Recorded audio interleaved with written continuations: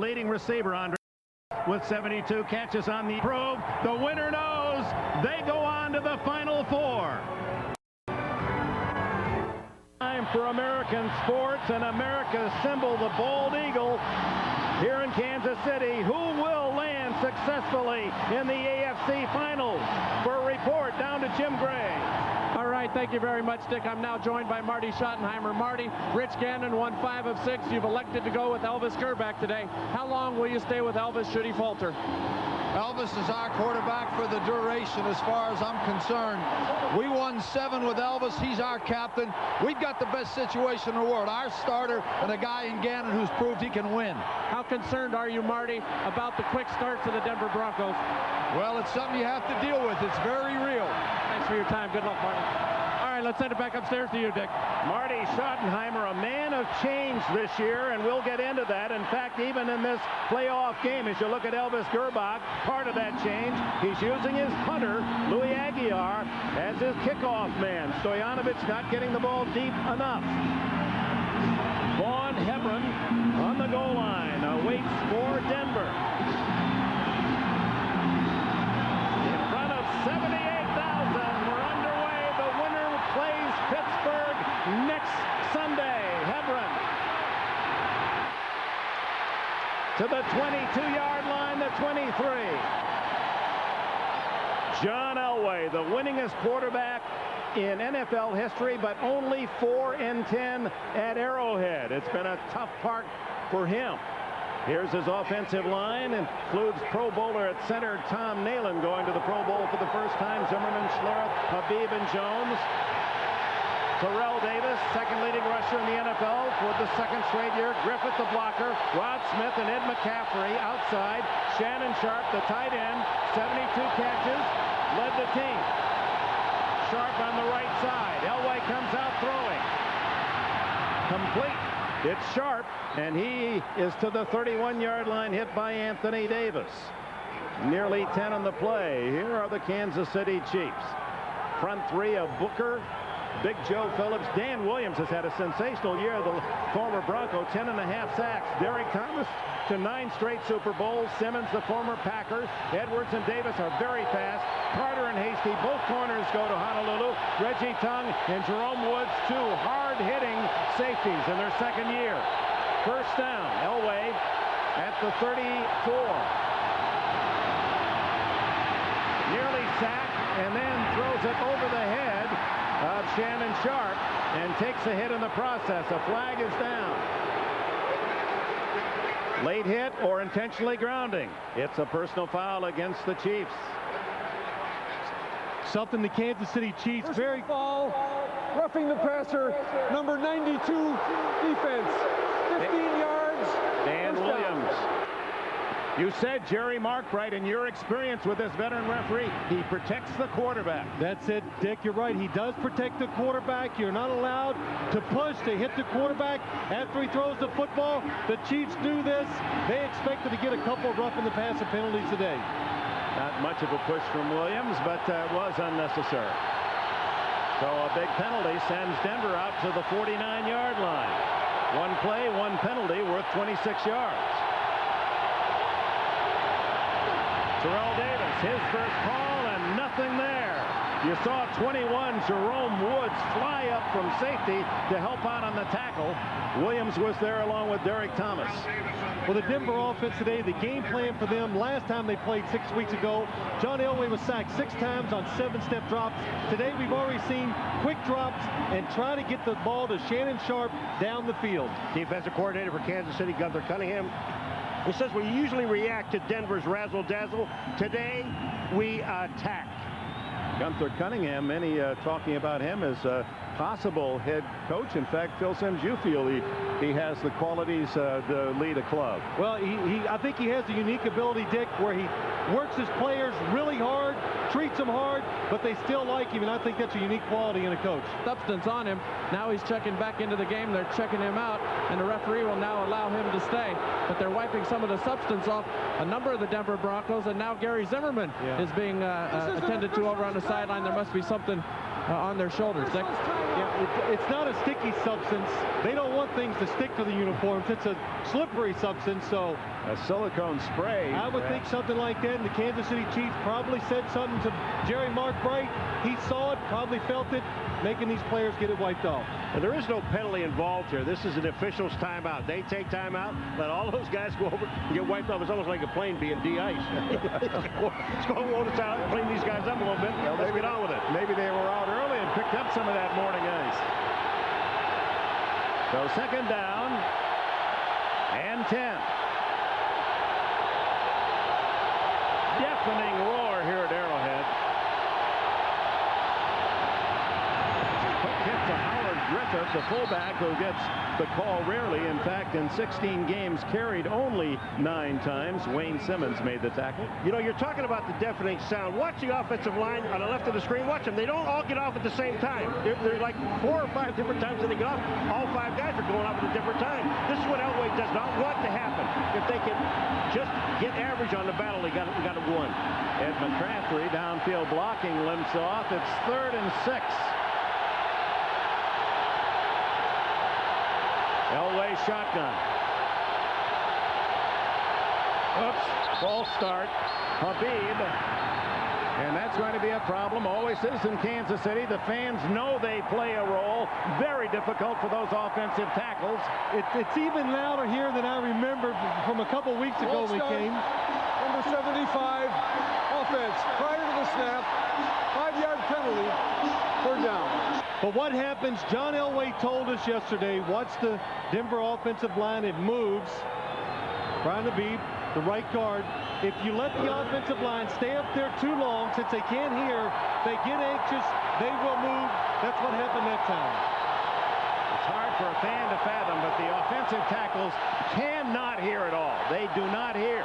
In fact, the fullback or the running back, Davis, says he doesn't either. He just has to go by the snap of the ball. Elway downfield to Sharp, and he steals it at the 30. Took it away from Jerome Woods, and then did he fumble? No. The ruling is being discussed now by the officials. Ball down by contact. First down, Denver at the 30. Boy, did he push off of Woods. I'm going to tell you, Sharp, this is perfect, and gets away with it. Shannon Sharp pushes off Jerome Woods just before the catch. You see Shannon Sharp coming down. Jerome Woods is going to pick him up. But watch at the end of this play. Watch his right arm as the ball comes in. He pushes him back, catches the ball. 22 yards on the play. Well, they wanted to get the ball down the field to Shannon Sharp. We've seen that twice already today. But the big key to that play, the blitz pickup of the Denver Broncos offense. Boy, tough call whether or not he had contact when he hit the ground or had control. First down at the 30, Davis. Hit before he can get to the line of scrimmage. As Joe Phillips, the veteran from SMU, with Anthony Davis and those safeties plugging any hole. Well, Kansas City defense, Paul, we talked about it already in the game. You just try to hang in there against the Denver offense early. They give you so many different looks. Denver's main objective today, they wanted to try to throw the ball to Shannon Sharp. They can't get it to him when they play here because of the noise and how aggressive the defense is against him. It looks like they got a good plan. 2nd and 10. McCaffrey all right, back in the game. Davis trying to get outside. Fumble the ball. And able to recover at the 31-yard line, a loss of a yard. So they have stymied Terrell Davis. 3 carries.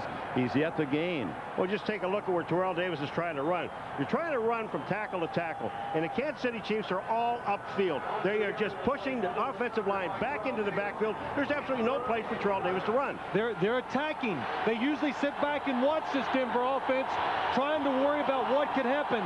You can already see Paul in the backfield, attack it. It's why they're stopping the run so far. Terrell Davis in Denver with a good bounce. No fumbles lost, but close there. Recovered his own. Blitz. Elway fires. Almost intercepted. Willie Green, the target. Mark McMillan, who picked off 8 passes this year. The Mighty Mouse defensive back almost had one early today. Well, Marty Schottenheimer says Mark McMillan, number 29, has that quality. He just knows how to get his hands on the ball. That time he's watching the quarterback the whole way. That's the reason why he makes a good break and almost intercepts the pass. McMillan only 5'7" and less than 150 pounds. So from the 32, Mike Shanahan brings out the punter, Tom Ruin.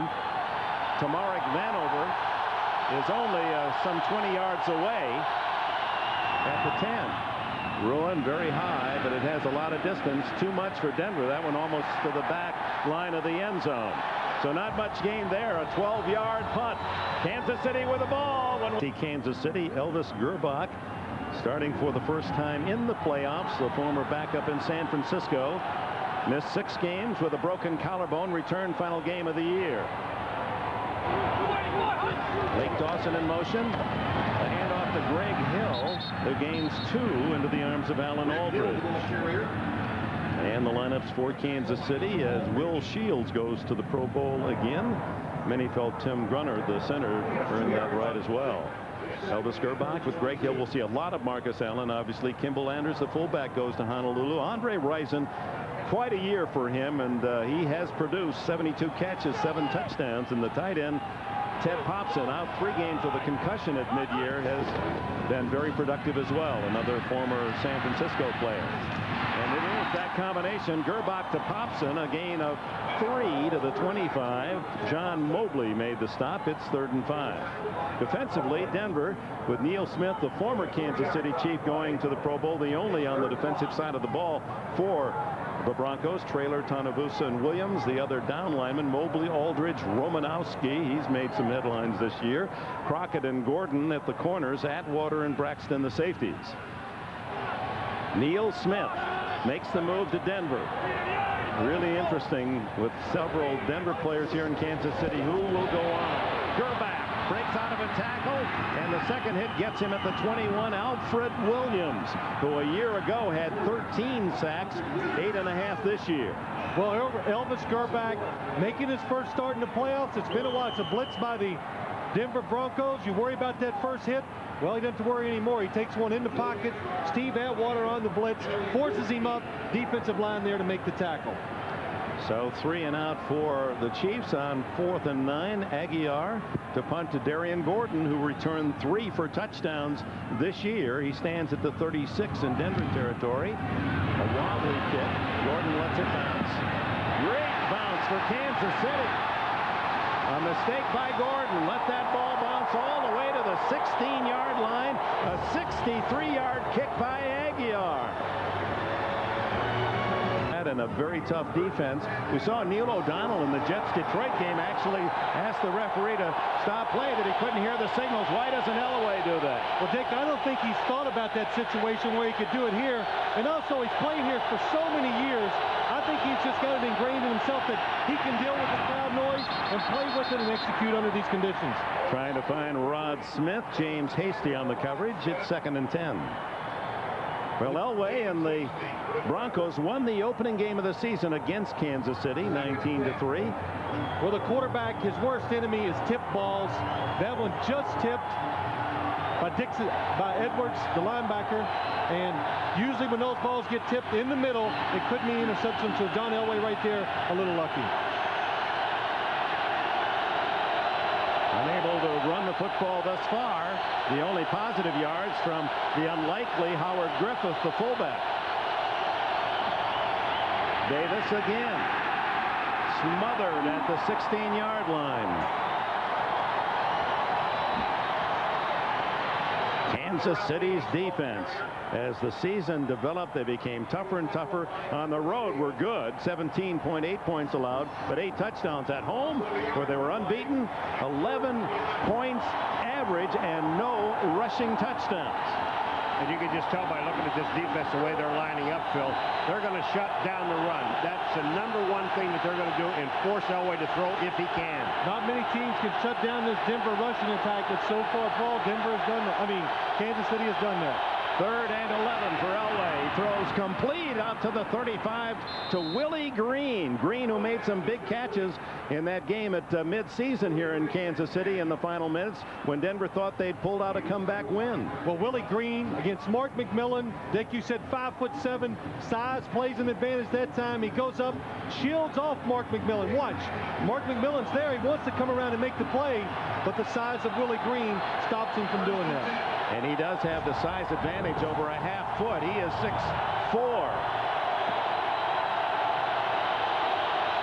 First down at the 35. The toss to Terrell Davis, wearing a flak jacket, and he's able to duck under the pressure defensively and spins out to the 44, a 9-yard gain. What a block by Detron Smith, number 42, the fullback coming out, or the running back. They just call him running back, but watch number 42. Look at this block on Woods, just outstanding. That opened up the hole. 9-yard gain. Ball at the 44, second down and a long one. First positive run for Davis, who had 1,750 yards on the season. Davis again bowling his way, gets a little help from the backside on the block as he moves out to a first down at the 46-yard line. Jerome Woods and others on the tackle. The Broncos running game a week ago against Jacksonville. A stunning 310-yard performance, 6.3 yards, 2 men rushing for more than 100 yards. Terrell Davis and Derek Lovell. And the best thing about it all, the offensive line named Player of the Week. Elway guns complete to McCaffrey. He's in Kansas City territory, and 3 Chiefs drag him down. Progress to the 45. It'll be 2nd and 1. You know, you just mentioned about this offensive line and being named Player of the Week. That's all these guys. It only happened one other time in professional football. Eddie McCaffrey, number 87, on the outside. Sneaky receiver, good move, fakes long, comes underneath, and our man Eddie, he knows how to draw a crowd of defenders once he catches the ball. This time he avoids the big hit. Yeah, he does. He'll take about 3 or 4 big ones in the course of the ball game. McCaffrey, a solid season, 45 catches, 8 touchdowns. Oh, forward motion. There'll be a flag on that, I would believe. Terrell Davis to the 45 and no flag down. The up back was definitely moving before the snap, moving forward.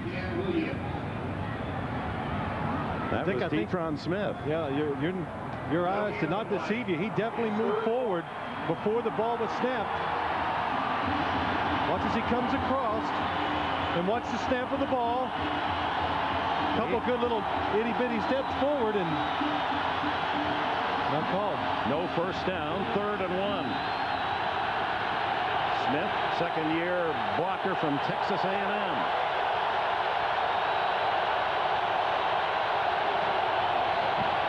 Terrell Davis flagged down this time as Davis close to a first down at the 44 of Kansas City. It's offside on the defense. This will be a first down for Denver. Elway said something to us yesterday that was very interesting.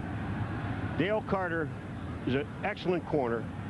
He said offside, number 99 defense lined up in the neutral zone, 5-yard penalty, first down. Von Booker, number 99. Von Booker lined up across the line of scrimmage.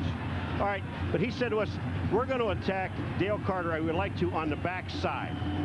Well, he's going to attack him, but he's going to sneak attack him. He's not going to just turn and go after him. What he wants to do, John Elway would like to look to one side, away from Dale Carter. Dale Carter likes to look at the quarterback. That way he might lull himself, fall off the receiver a little, and John Elway wants to turn around and then throw deep. Ron Hebron in the backfield now for Terrell Davis. First down at the 40. The pump.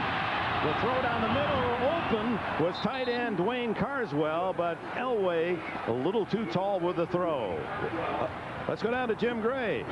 All right, thank you, Dick. Howard Griffith, the starting running back for the Denver Broncos, is out of the game right now. He has a shoulder stinger. He will return.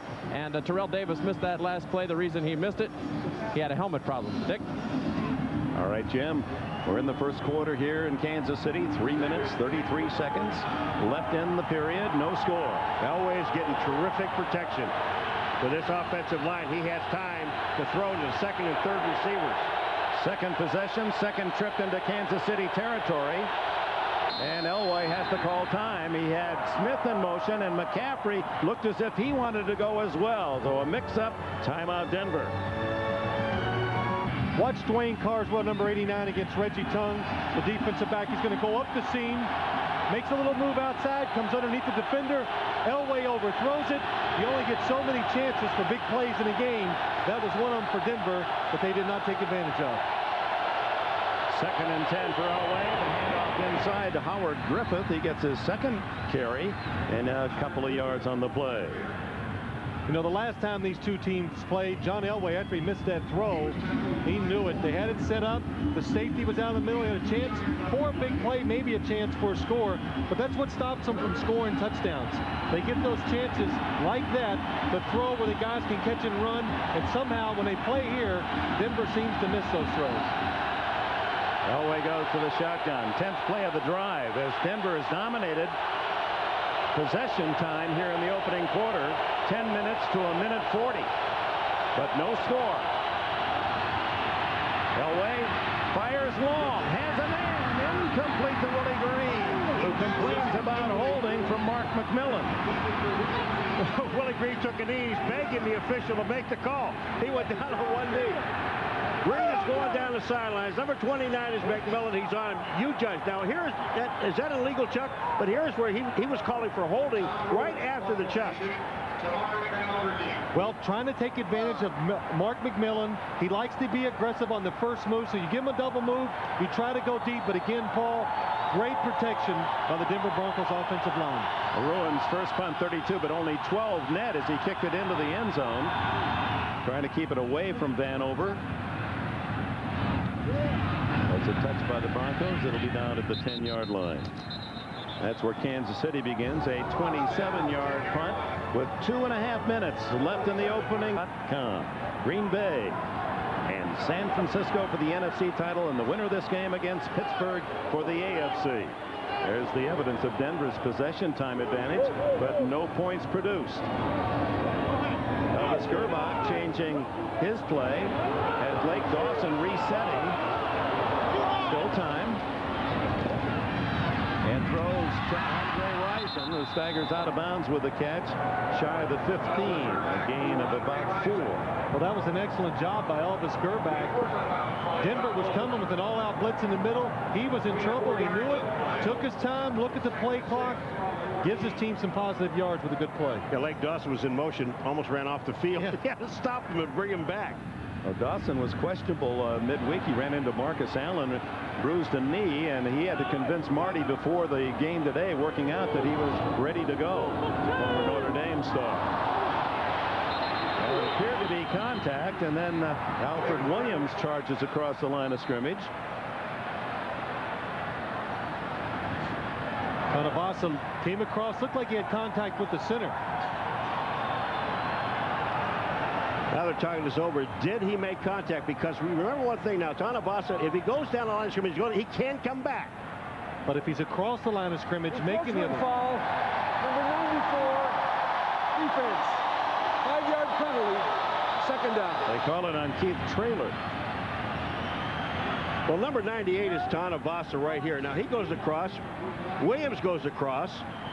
Traylor didn't do anything. No, it was on. He just got the numbers mixed up inside. I like the way Grunner said, hey, just hold there. You get back on your side. We haven't snapped it yet. I think he was flinching. He was trying to protect himself a little.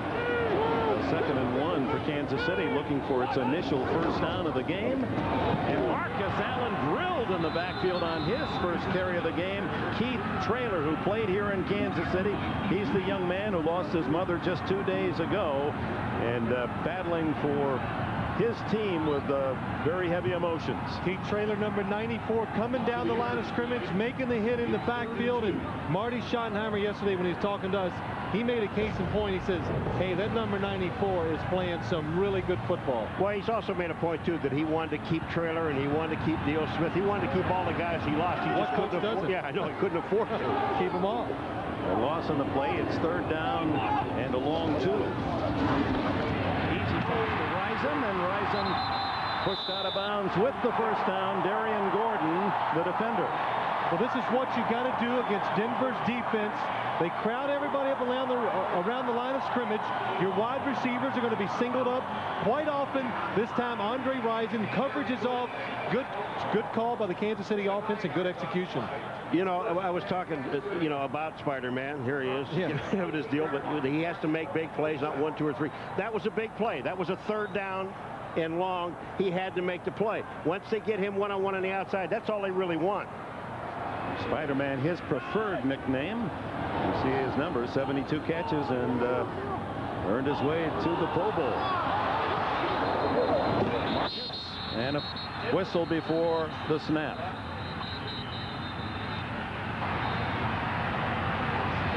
Alfred Williams and Jeff Criswell with a little chicken fighting there, a little bumping. First down. Can I ask you a question? Where was Steve Atwater going? I never saw a guy get that deep.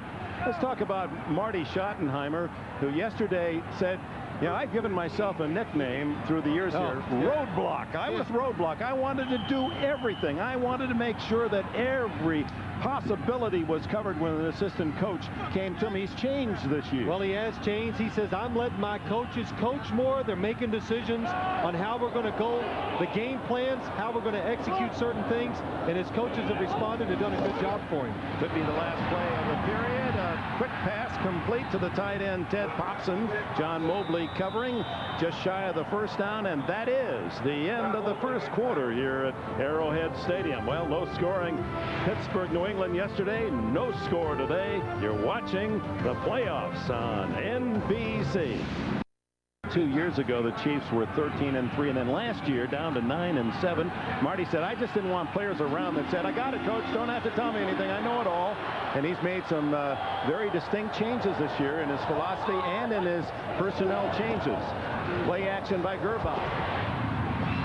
Throws to Kimball Anders, who has always been a big receiver in this offense, had 59 catches this year.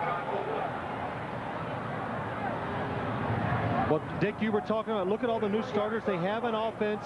He wants players. The big thing why Marty Schottenheimer's made so many changes on offense and defense, he wants players eager to learn, come in every day, tell me more, coach, enthusiastic, and also he's changed his philosophy on both sides of the ball because he knows if you want to have success in the playoffs, he needed to change, be a little more dynamic on each side, make more plays, and progress in the playoffs. Flag down as Gerbach just throws it away. He was out of the pocket. You saw the changes there. 11 new starters out of 22 for Kansas City. Even in this era of free agency and a lot of player movement, that's an incredible change. He's gone to youth and speed on defense. Illegal contact foul, number 53, defense. While the quarterback was in the pocket, 5-yard penalty, automatic first down. Bill Romanowski against tight end Tony Gonzalez. Well, Marty Schottenheimer says Bill Romanowski has every move in the book.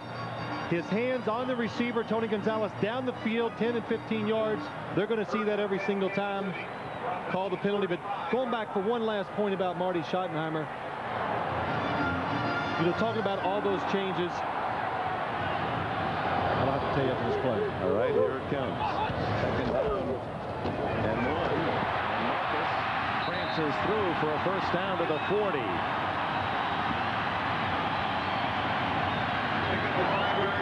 Marcus Allen, Heisman winner at Southern California, the oldest running back ever in the NFL. 222 games for Allen. No one's ever played more games. And when it comes to first down rushes, he led the league this year. He's their bread and butter on 3rd and 4th and short. Another first down for him at the 40. Check that, 2nd and 5. First down. The thing that makes Marcus Allen so special is when he runs he makes a 5-yard gain like this was here. Looks spectacular. You know the reason why? Watch the moves that he makes. He sees the entire field. Marcus Allen goes out. Now he knows he's got to go back to his right. Now, when he makes that move, in his lean, gets him the first down. That wasn't short yardage. He needed 5. 11 yards on 3 carries for Allen. Over 12,000 yards rushing in his brilliant career, nearly 600 catches.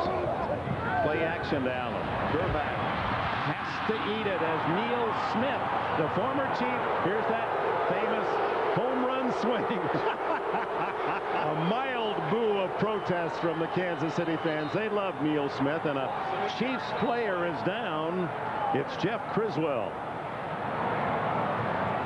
Well, he was trying to get this ball to Andre Rison on the outside, and it looked like he ran this pattern just a little bit too deep, and Gerbach didn't have time. He also has Kimball Anders out to the outside. Neil Smith just keeps right on coming, sacks Gerbach. Glenn Parker says that's the big SWAT move. He kind of moves you, takes his arms, tries to throw you. That time it works, but what caused that sack, Ray Crockett covering Andre Rison on the outside. The loss back to the Kansas City 39. When we come back, it'll be 2nd and 18 for the Chiefs. I know a place. It's a great tradition. Broncos and Chiefs battling to face the Steelers next week. Steve Wallace replaces the injured Jeff Criswell at tackle.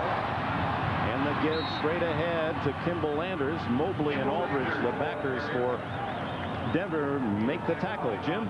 All right, thank you, Dick. Well, the trainers have taken Jeff Criswell back into the locker room. He has a right shoulder injury. They will examine him right now. He is questionable to return. He'll be x-rayed. When we have further results, we'll let you know. Dick? All right, Jim, just now Criswell making his way down the steps into the Kansas City locker room for x-rays. Gerbach, 5 for 5, but only 24 yards throwing, and he's been sacked twice. 3rd and 12.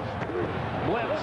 Gerbach, quick throw, complete, but short of the first down at the Denver 46. First invasion of the Bronco half of the field by Kansas City. Rison's 3rd catch. Well, when you have 3rd and long in this league nowadays, what the defense is going to do, watch up top. You're going to see all the blitzers come. Now the receiver has to run a short route. The defender comes up, sees the catch, makes the tackle. Offense has to punt. Louis Aguiar, who set a playoff record for Kansas City on his last punt, 63 yards. Officially now 62. Darian Gordon, dangerous at the 10 for Denver. Very high. Gordon, late fair catch signal, lets it go. And it's in the end zone, batted back, but I believe Bucky Brooks had a foot down in the end zone when he knocked it back. I thought it was good, Dick, not to. I thought he jumped before he hit the end zone line, knocked it back into play. That's how it's seen by the officials. Well, here it comes, and you've got 2 officials, Dick, one on each side. The ball is in the air. Brooks is on the line, Dick. Should be a touchback. You are absolutely right. Hey, great eyes. Watch, his right foot is on the line. So when we come back, Denver and Elway, first down. And watch the right foot here first, but also look to the right of the screen. You see that? Look at the official. We're looking at it at an angle from here. He's looking right down the line at it. First down, Elway with a noise. And out to the 5-6 goes Howard Griffith. An unlikely ball carrier in this first half, but I guess they're keying so much on Terrell Davis that Denver's decided to give Griffith the ball. Well, it's a nice little changeup, Dick. What it does, it catches the defense by surprise. James Hasty slow getting up. Well, Criswell already into the locker room, x-rayed for an arm or shoulder. And now Hasty making his first Pro Bowl in his 10th year. This wily veteran cornerback from Washington State. James Hasty, number 40. He's filling in the hole as Griffith comes up. Hasty. He came up limping, but it looks like he might have just hit somebody with his leg. 2nd down, 7.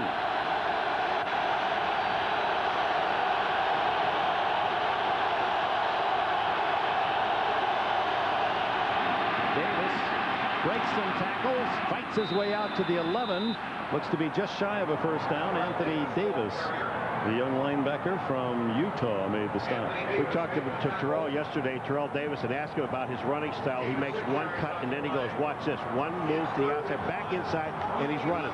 And we asked him, have you changed in all this time? He just smiled and said, no. Oh, that's right, he can't, because he's not allowed to. The coaches out there, Alex Gibbs, the running, or the offensive line coaches, and kind of in charge of this running game. When you're running back for the Broncos, you're allowed just one cut, no more. Timeout called by Kansas City. 3rd and 1 for Denver when we come back with 10 minutes and change remaining in a scoring. Join NBC 3:30 Eastern on Saturday. A look back at 2 of the big stories in golf in '97. Davis Love's PGA Championship victory and Europe's stunning win in the Ryder Cup. PGA of America year in review. And then at 4:30 you won't want to miss the PGA Tour Q School on the brink. Rare glimpse of nail-biting, sometimes heart-wrenching quest to join the PGA Tour. It starts at 3:30 next Saturday. 3rd and 1. Running right into a wall is Griffith. No gain, and Kansas City is held. Cullum McDaniels celebrating on 3rd and 1. Well, 3rd and 1. The Kansas City defense watched the line of scrimmage. They win the battle up front. They said today we are going to attack, and so far in the first half, they have done that. That's the big reason why they're stopping the Broncos offense. Tom Rowan to punt. Denver's rushing game, 12 carries, 23 yards, less than 2 yards per rush. Total contrast to last week. Rowan sends a wobbler out. Vanover lets it bounce and then takes it at the 50 and tackled at the 48. A flag is down. 40-yard punt, 2-yard return if illegal man downfield. Let's see if Kansas City wants Denver to punt it again. With this kind of field position, I don't know why you would want him to punt again. Because Rowan got a bad punt off. I mean, you've got excellent field position. You just take the ball. Greg Minuski, the special teams captain, hearing Jerry Markwright's options. And now Markwright coming to the sideline. He's going to go ask Marty. Yeah, that's right. And they can punt it again. Well, an eligible man downfield, number 31, on the kick. 5-yard penalty, 4th down. Derek Lavelle.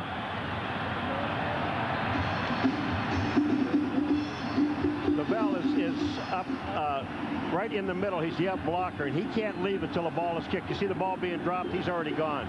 It gives yourself away when you're ahead of your teammates. Well, I think the reason Marty must want him to repunt this ball because he has so much faith in his return man, Vanover. They press those outside men of Denver, does Kansas City. Ruin. Oh, bad kick off the side of his foot to the 30-yard line. So a gain of 18 yards for Kansas City by making Ruin punt a second time. Only 25 yards for Ruin. You know, there's only one thing a punter does when you're back in the end zone, and your job is to keep your eye on the ball and make the best kick you can. Look at Ruin. First of all, he's got the ball too close to his body. He had no extension at all. Thinking about, look at his arms. Look where the ball is. Up against his body when he hits it. The ball just goes off the side of his foot. And Denver fortunate they didn't pick up a holding penalty in the end zone. That would have been a safety. So Kansas City's best field position in this scoreless game. Gerbach eludes the rush. Good runner. Breaks a tackle, slides with a first down at the 19.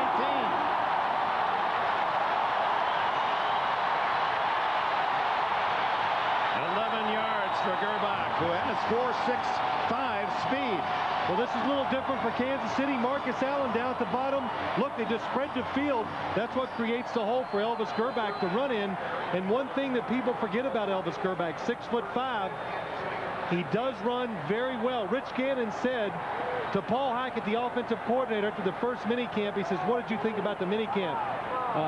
Paul Hackett's asking Rich Gannon, he says, "Boy, Elvis throws the ball and runs the ball a lot better than I expected."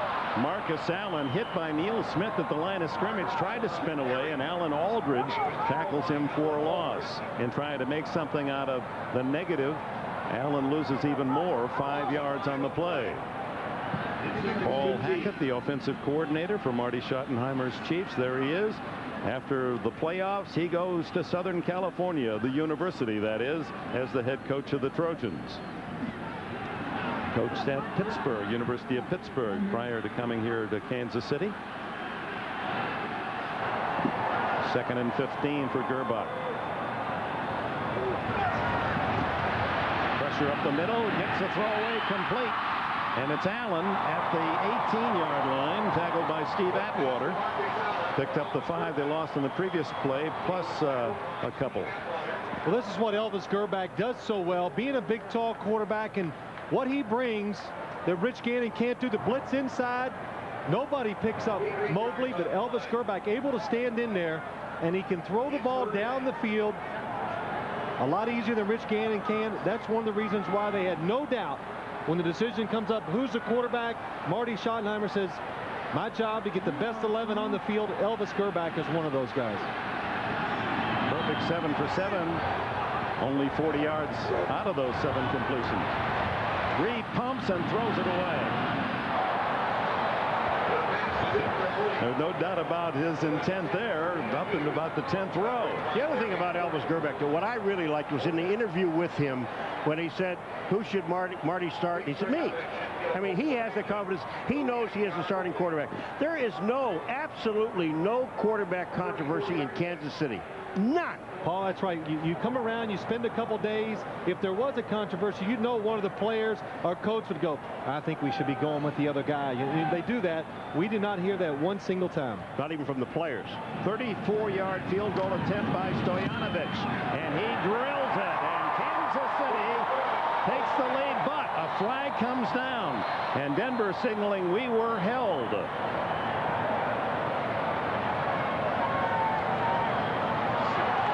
And that is the call of Jerry Markwright. Holding number 51, offense. 10-yard penalty, 4th down. Greg Minuski, the special teams captain, guilty of the foul. Here's Minuski. Now his job is to inside first and then go back outside. But you know, please, that is not holding. That is a terrible call. So now a 44-yard attempt by Stoyanovich, who was the hero in this direction. 54 yards to win that crucial game a month and a half ago. He's got plenty of leg. Hits the upright, no good.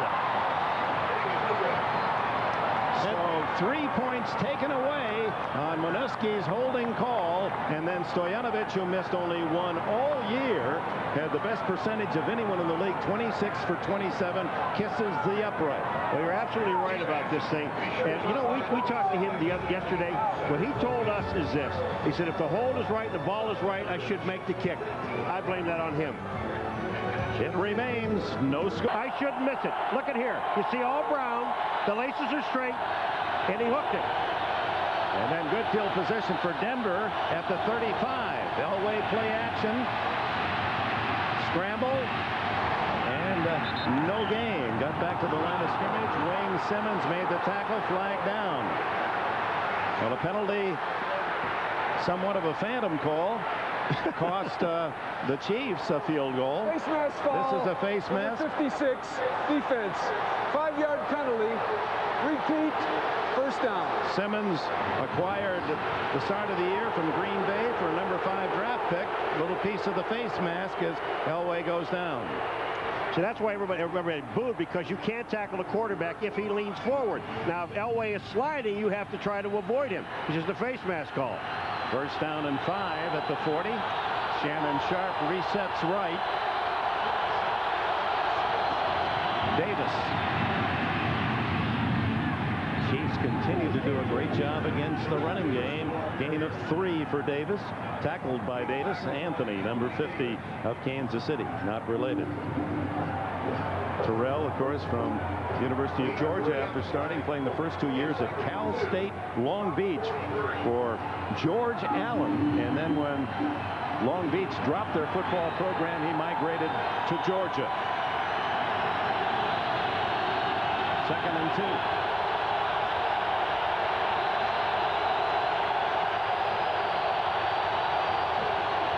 Davis again fights his way to midfield and a 1st down. And the Broncos are doing a smart thing.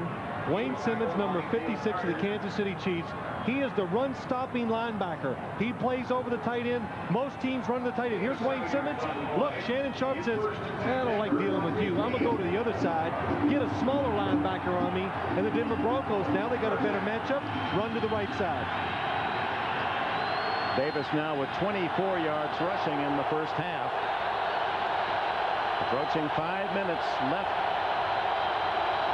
in this second quarter. Over down the middle. Complete to Carswell, and the big tight end wiggles inside the 25, fumbles the ball, picked up, still loose. And now the Chiefs have it. Ruled dead, but there are flags all over the field. 26-yard play if, and Marty has it called illegal motion. It's against Kansas City. Marty was wrong. Looked at that one with his heart, but coaches are willing to do that. The guys in the striped shirts kind of disagreed, Dick. We had offside, number 92 defense, penalties declined, first down. Well, Dan Williams guilty of offside and a big play for Denver. Well, watch how the Denver Broncos, what happens here? Shannon Sharp comes down, going down the line field, and Dwayne Carswell inside, safety back deep. John Elway has his pick to which receiver he wants to throw to. Anytime there's just one safety in the middle, it leaves those inside seams open. John Elway knew that. Mike Shanahan knew that. Good call.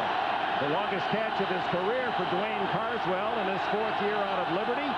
He had only 12 all season. The toss to Davis.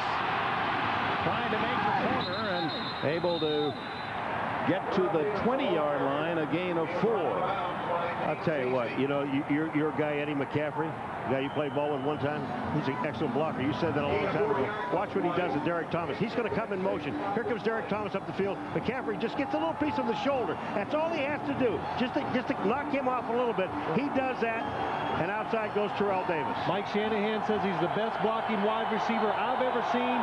And come on, Eddie McCaffrey against Thomas, he does the right thing. Stay away from him if you can. 2nd and 6.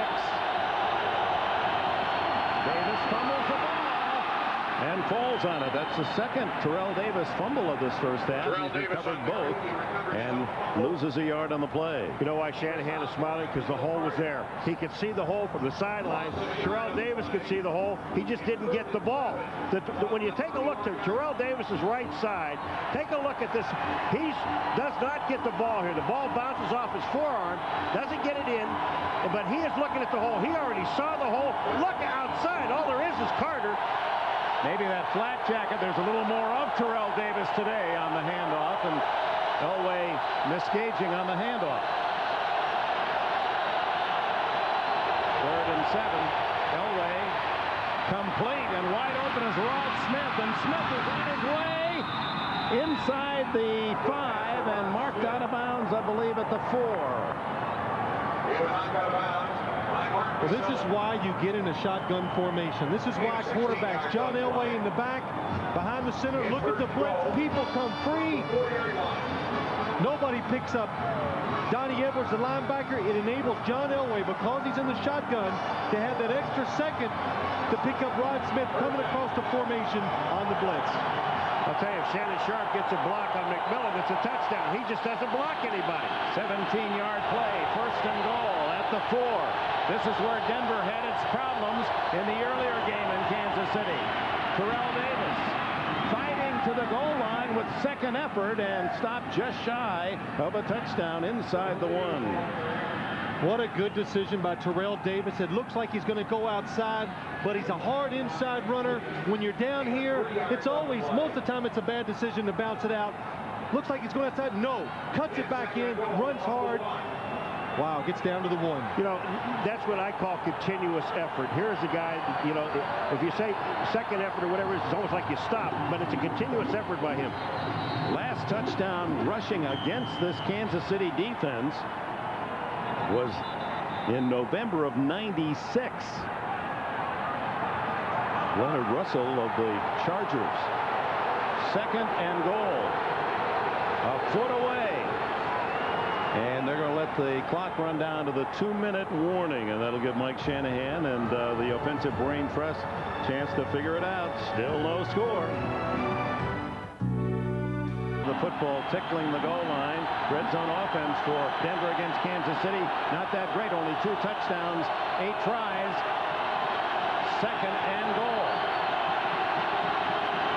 Davis in the end zone, and Denver has struck first. And that military salute celebration of Terrell Davis and his teammates. You know, when you go on the road and you play in these type of environments, hostile environment, the one thing for the visiting team that gives you a chance to win these type of football games, can you run the football? The Denver Broncos, the one thing they can do, every single game this year, just about, maybe exception for one, they can run the football. They've got an offensive line that's terrific. Jason Elam's try for point. And Denver leads 7-0. A 65-yard drive in 8 plays with Terrell Davis running game coming alive. He scored 15 touchdowns regular year, rushing touchdown in Kansas City. Terrell Davis, what a 3 years for Denver, picking this man 196th in the draft. He was the 21st running back selected in '95, and he's produced nothing but top performance, and he's a leader of the team in his own quiet way. Well, you know, Phil, you and I were talking about him about a month and a half ago about, are they running him too much? Does he carry the ball too many times? And when you really talk about, Mike Shanahan said no. That Terrell Davis said no. You know why? I didn't carry the ball in college. I didn't do anything. This is when I took my first chances to carry the ball when I got to the pros. Finishing second to Barry Sanders for the rushing title the last 2 years. Elam kicks it off. Dangerous to Marek Vanover, who was so key in the Kansas City win a month and a half ago. Dangerous return man. Fumbles the ball. It's loose. And Denver, then Kansas City, and I believe Vanover may have recovered it himself. It was in the arms of the Broncos and skidded away. And Kansas City maintains possession. Detron Smith, number 42 for the Broncos. It was laying on the ground. Nobody around him. It looks like he falls on it, but he missed it. Do you remember when we did the playoff game? Here it comes now, and look at the hit is just... Diedrich Dodge makes the tackle, forces the fumble. Now here's what you're talking about, Phil, with that ball. It's just laying there on the ground. And Smith, number 42, goes to go for it, and it comes out of his hands. He slips. But remember last year in the playoff game against Jacksonville when they said there were balls on the ground and we didn't get them? Right. Good point. And today there have been balls on the ground. You've got to get the balls that are on the ground. Would have been Denver's ball at the 27, but give credit to Vanover. He fumbles the ball, but he didn't give up. He really battled to get to that ball and recover the mistake. Anthony Lynn for the Broncos is the one that hit Vanover from behind and caused the fumble. And on first down, very little there, and another fumble recovered by Kansas City as Anders coughed it up. Well, this would be a good time for Kansas City. The one thing they've got to do, one of the reasons why they're playing Elvis Gerback, is you want to throw the ball down the field. Pressure on Gerback, steps away from Alfred Williams, scrambles, looks to the sidelines and stops the clock out of bounds at the 30 with 1:23 left. And now, with third down coming up and stopping the clock there, if they don't make first down, Denver has a couple of timeouts left. They could get a shot before the half. Oh, no question, Nick. If I was Elvis Gerback in this situation, you always got to pay attention to this clock. It's right here. Once it gets forced out of the pocket, Alfred Williams puts the pressure. If they're not open down the field, you're going to run, stay in bounds. Plenty of time for your offense if you stay in bounds with your timeout, whatever, to move the ball down the field. Gerback is 7 for 8 passing. The quick throw incomplete through the hands of Andre Rison at the 40. And now with 1:20 left in the half, Denver's going to get the ball on the punt with 2 timeouts remaining. Boy, Denver that time came with Atwater and Braxton. They had the blitz coming with the defensive backs. This ball is out in front of Andre Rison. We said before, he has got to make the big play. Now, that was a tough catch, but he has to make it. And he was being led on the dead run. If he did pull that in, he had only one man to beat. Gordon back at the 30, Aguiar to punt. Good kick. Gordon drifts to the 24, 30, 40, 50, and all the way to the Kansas City 40-yard line. Louis Aguiar made the tackle. Darian Gordon, who returned 3 punts for touchdowns this year, 36 on that take back. You've got an injured Bronco down on the field, but I'll tell you what, they got some excellent blocks on that thing. I don't know if that's Ray Crockett or Howard Griffith. There's a 9 involved, and Aguiar as the punter. That's what his job is. His job is not to really make the tackle. His job is to hold things up until he gets some help. But he also made the tackle. A number of the injured. Well, that would be big because Denver's defense, it's built around the fact that their corners can stand out there and play man coverage and let everybody else get in there and try to stop the running game. Last 2 minutes, and they charge Denver with a timeout because of that injury. And so now the Broncos with 1 timeout left.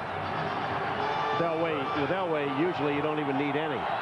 1:07 left in the half. 7-0 Broncos. A big defensive challenge here for Kansas City. Ed McCaffrey waving, saying, either I'm wide open or don't snap the ball. Timeout Chiefs. Ed McCaffrey waving wildly at John Elway. I'm over here. We'll be right back. The medal is funny, you know. It has. The Kansas City defense couldn't figure out who was split out wide, who to line up where, so they have to call the timeout. Well, first down from the Chiefs, 40 for Elway in the shotgun. Full house blitz and the shovel pass to Rod Smith, The wide receiver, and it's good for 3. Well, you see, you have time to do that. You've got 1 minute and 4 seconds, Phil. You're either going to run the ball up in the middle, take the run, or a little shovel pass, which is a very safe play because if it's dropped, it's just an incompleted pass. But you got a chance of popping it. That's good deception. It looked like Rod Smith was going to come back inside, help John Elway, maybe protect, but it's a shovel pass. They probably got that off the film from the Pittsburgh Steelers. They mark it at the 38, 2nd and 8. Clock running. 1 timeout left Denver. Again the blitz. Elway hit from behind. Does it roll the fumble? Yes, and Kansas City has recovered at the 36-yard line. Elway hit from the blind side. John Browning, it appeared, with a tackle. Definitely John Elway takes too long to decide where to throw the football. A blitz by Kansas City picked up. Anthony Davis falls on the loose ball, and Kansas City, after giving Denver an opportunity with a 7-0 lead, takes the ball back. Browning hits John Elway from behind. So you're absolutely right. He had all day to throw the ball, and he just waited too long. If you're going to cause the fumble, blame it on somebody. It's on Elway. He just waited too long. Terrell Davis stepped up. He got a block. Everybody picked up a man that was blitzing. He had time. 22 seconds left in the half, and Gerbach sends 3 to the left. Goes left underneath. Complete to Danon Hughes, his first catch. And there's the final timeout spent by Kansas City. 13 seconds on the clock. Coming up at the half, the Domino's Pizza NFL on NBC halftime report. Greg Gumbel and company with the first half analysis of the action here in Kansas City. And they'll also talk with Cordell Stewart of the Pittsburgh Steelers. That's all coming up at halftime. He scored the only touchdown in that game yesterday. One of the lowest scoring in NFL playoff history, 7-6. And here's 7-0, approaching the final seconds of the half. Which like what Bill Cowher said after the game. I made a mistake. It was my fault. Don't ask me about it. Well, anytime they don't work, it's the coach's fault. I mean, that's why you're the coach. You got to take the blame if, the sneak from the 1-yard line doesn't work. But right here, we almost saw this situation at the end of the game about 6 weeks ago. If the Broncos make Kansas City throw the ball inside, there might not be time for Kansas City to run up and stop the clock to try a field goal. Well, they're trying to get Andre Rison all by himself up on the top side. Gerbach throws into the flat, complete, but for only a yard gain to Popson, the tight end. That leaves 8 seconds on the clock. Well, that's because Tanavasa. Well, that's right. Pressure on the quarterback. Couldn't look down the field. They kept him from getting outside, and they took away the receivers outside and short for Kansas City's offense. Well, the key moment in this game, Stoyanovich made a field goal from 34. Kansas City penalty, tried from 44 and hit the upright, and then on that possession, Denver took it down for their touchdown. Terrell Davis a yard out. Randy Hilliard as Denver's down on the goal line as Gerbach is stripped from behind, picked up by one of his linemen, It's Glenn Parker, and that's how the first half will end. Neil Smith took it right out of the hands of quarterback Elvis Gerbach. Well, Neil Smith just keeps coming and coming and coming. Neil Smith is blocked to the outside. Watch this. He knows there's only one play left. I've got a chance. Watch this. He just reaches out and takes the ball out of Gerbach's hand. That ball is on the ground. That is a fumble. Second sack of the half for the former Chief Neil Smith, instrumental in the top-level defense displayed by the Denver Broncos. Here he comes. I mean, this is just hustle by Neil Smith. Watch this, Philly. Just hustle, hustle, hustle. Get his arm up and knock the ball out. Score at the half. Denver 7, Kansas City nothing. We'll send you to Greg Gumbel in our NFL on NBC halftime show in New York after these messages. Greg Gumbel along with Chris Collinsworth, Sam Weish, and Joe Gibbs. At halftime, the Denver Broncos are leading the Kansas City Chiefs by a 7-0 score. We will talk about that game in a moment. But first, yesterday's AFC Divisional playoff game won by the Pittsburgh Steelers 7-6 over the New England Patriots. With just over 3 minutes remaining in the game, the gutty Patriots stuffed Cordell Stewart on a 4th and goal at the 1. A field goal would have put the Steelers up by 4. After the game, Bill Cowher was critical of his own decision to go for it. I'm a young coach, and I screwed up. I should have kicked the field goal. I really feel that way. There is no way I shouldn't have. I got caught up in the emotion of the game. I'm 40 years old. I made a mistake, and they bailed me out. Well, you have to admire Bill Cowher's honesty. We are joined live now by Steelers quarterback Cordell Stewart. Cordell, first of all, congratulations on the win yesterday. Tell us what went on the sideline talking about the decision to make that, to go for that 4th and goal. Well, it was a situation where we had an option to run a couple plays, and the coach wanted us to go for the sneak, and just sitting here hearing it, I mean, that's good that he apologized, but I feel he really didn't need to apologize because the decision he made was a decision that he wanted to make. And we was in we had a 50-50 chance of getting that touchdown, and the way the defense was playing all day, if we didn't get it, they was going to be on the -1 yard line, and they were playing wonderful yesterday to a point where, hey, if they go all the way down and get that touchdown, they deserve to win. But obviously our defense did a great job of stopping those guys. Yeah, Cordell, after the game, he apologized to the team. Did that surprise you guys, and what did you think of that? Well, I think it was a wonderful thing to do. It was very honorable. I mean, obviously, you know, being a head coach, you don't have to apologize to anybody. But yet he came down and he said, hey, guys, you know, I'm sorry for going out there and putting you guys in that situation, but yet at the same time you bailed me out. And you know, I appreciate that a lot as a quarterback, and I'm more sure the other teammates on this team appreciate it also, because not too many coaches are going to come up and say things like that. But it just lets you know where he stands with this team, and he respects everybody, and I'm more sure everyone on this team respects him also. Cordell, did you tell him there's no such thing as a bad decision when you win a football game? What difference does it make at that point?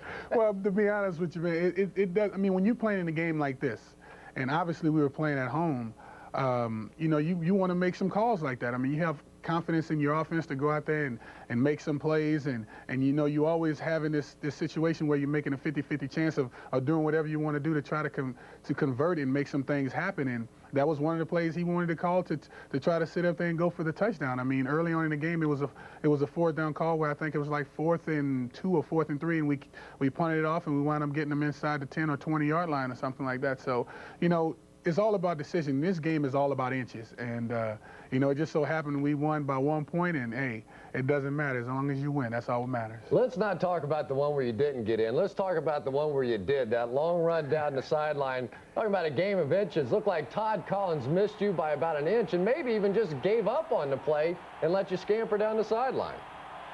Well, you know, I just try to show my skills just a tad bit. No, but it was a play that we had designed, and just try to convince the guys that I was going to pass it, and no one really stood back or anything to try to bite on the pass or any crossing guys coming. Obviously, there wasn't anybody coming, but it just so happened that Mark Bruner did a great job of blocking the defender, and I saw the hole between the two because there was somebody inside, and I just tippy-toed down the sideline. I was looking back because I was amazed that I was so wide open in the field, and I looked back to see if there was any flags, and all of a sudden there wasn't. I just kept skipping my way in the end zone and was very enthused about that. Cordell, we're not kidding anybody here. The Pittsburgh Steelers are hoping the Denver Broncos win this game here this afternoon, right? Well, I mean, right now, I mean, yeah, deep down inside, you know, you would love to have that opportunity. Just say yes. You want to play at Three Rivers? Just say yes. I'm not going to say yes because, I mean, it's a time now where, you know, you have to win. I mean, regardless of where you are, because we could have easily made a few mistakes yesterday and caused ourselves to lose that game, even though we were at home. So right now, it really doesn't matter where we are. It's just a matter of how well we play, how well we prepare, and as long as we come out with a W, man, that's all that matters. But hey, we would love to play at home. Don't get us wrong. I don't doubt it. Wherever we are next week, we'll see you there. Cordell, thanks very much.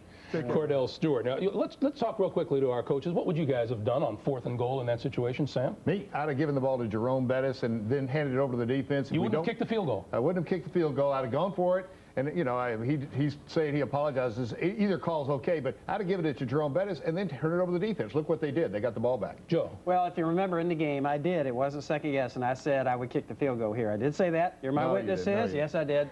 But the one thing I think that Coach Cowher is doing here, he's apologizing. Who you're apologizing to? I know I was in that situation. You call plays offensively, you apologize to the defense. What he's saying there, hey, look, guys, I put you in a bad situation there. So I think that, but only the coach knows what kind of confidence you have in the play. How good are they on defense? That all goes into that decision. Okay, guys, the AFC Championship game takes place 1 week from today. If the Broncos beat the Chiefs, Pittsburgh will host Denver next Sunday. If the Chiefs win, Pittsburgh will travel to Kansas City for the championship game. A timeout here. When we come back, highlights of Tampa Bay and Green Bay, and we'll talk about the first half of the Broncos and the Chiefs after these messages from your local station. 21-7, 29 degrees at kickoff. Perfect weather for Brett Favre, who's now 23-0 at home when it's 35 or below. First quarter, Green Bay second possession. Favre on the rollout to tight end Mark Chmura, 3-yard touchdown. Pack off to an early 7-0 lead. They led 13-7 in the fourth when from the 2-yard line, Dorsey Levens takes the handoff, bounces off a defender and finds the end zone. 112 yards rushing for him, a Packer playoff record. Green Bay wins 21-7. They face San Francisco in the conference final next Sunday. Remember, the last 2 years, the Packers have eliminated the 49ers. In this game at halftime in Kansas City, the Broncos lead the Chiefs 7-0. Sound the horns. Joe Gibbs and his halftime adjustments. Well, let's face it, all my adjustments are going to be for the offense because both defenses are playing great. And I'd start off by saying that Kansas City is playing John Elway and the receivers very yards, and he was sacked 3 times. Marty was very emphatic about the fact that he wouldn't take Gerbach out. It would take a lot to take him out. Well, I mean, he is 9 of 11. The opportunities have not been there for him so far down the field, but we heard it at halftime. Joe Gibbs, Chris Collinsworth saying it very well. Kansas City on offense. The protection, I think, has been fairly good by the offensive line of the Kansas City Chiefs. Gerbach has time to throw it down the field. Chiefs get it first. You saw Gerbach on the sidelines trying to fire up his offensive teammates. Elam to kick it off. Van over at the 1-yard line. He returned a kickoff and a punt for touchdown during the regular season. To the 9, Vanover. And the former Florida State star tackled around the 30, and they're still wrestling. Let's go down to Jim Gray. All right, thank you very much, Dick. I talked to Marty Schottenheimer. He is very upset with the pass protection. He said Elvis Gerbach has no time. The 3 sacks. We must do a much better job of pass protection. He said, I can read your mind. Don't ask the next question. Elvis Gerbach will play the entire second half. Now, as for Mike Shanahan, he says he's very happy with everything that went on. He told his team at halftime, no mistakes, no penalties, no mental errors, and we will not have a problem. Dick? All right, Jim, you saw Mike Shanahan looking out at the officials. His player, Detron Smith, came out of that scramble with the ball, but it had been whistled dead. So Kansas City starts at the 30 in the first half. 23 plays, only 58 yards. That comes out to 2.5 yards per play. And why they're trailing 7-0. Play action, Gerbach fires down. Andre Rison breaks a tackle. He's to the 37 of Denver.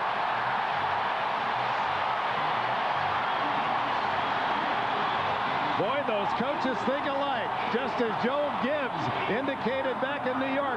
Marty Schottenheimer calls the play down the middle. Well, what happens is it's a play-action fake. Everybody goes for it on the Denver defense. That creates a big seam between the linebackers and the safeties. That's the reason why Andre Rison, wide open. A lot of time for Elvis Gerbach to throw the ball. Biggest play of the game for Kansas City, 34 yards, and now Marcus Allen trying to skip through a hole that closes quickly after a pickup of maybe 3.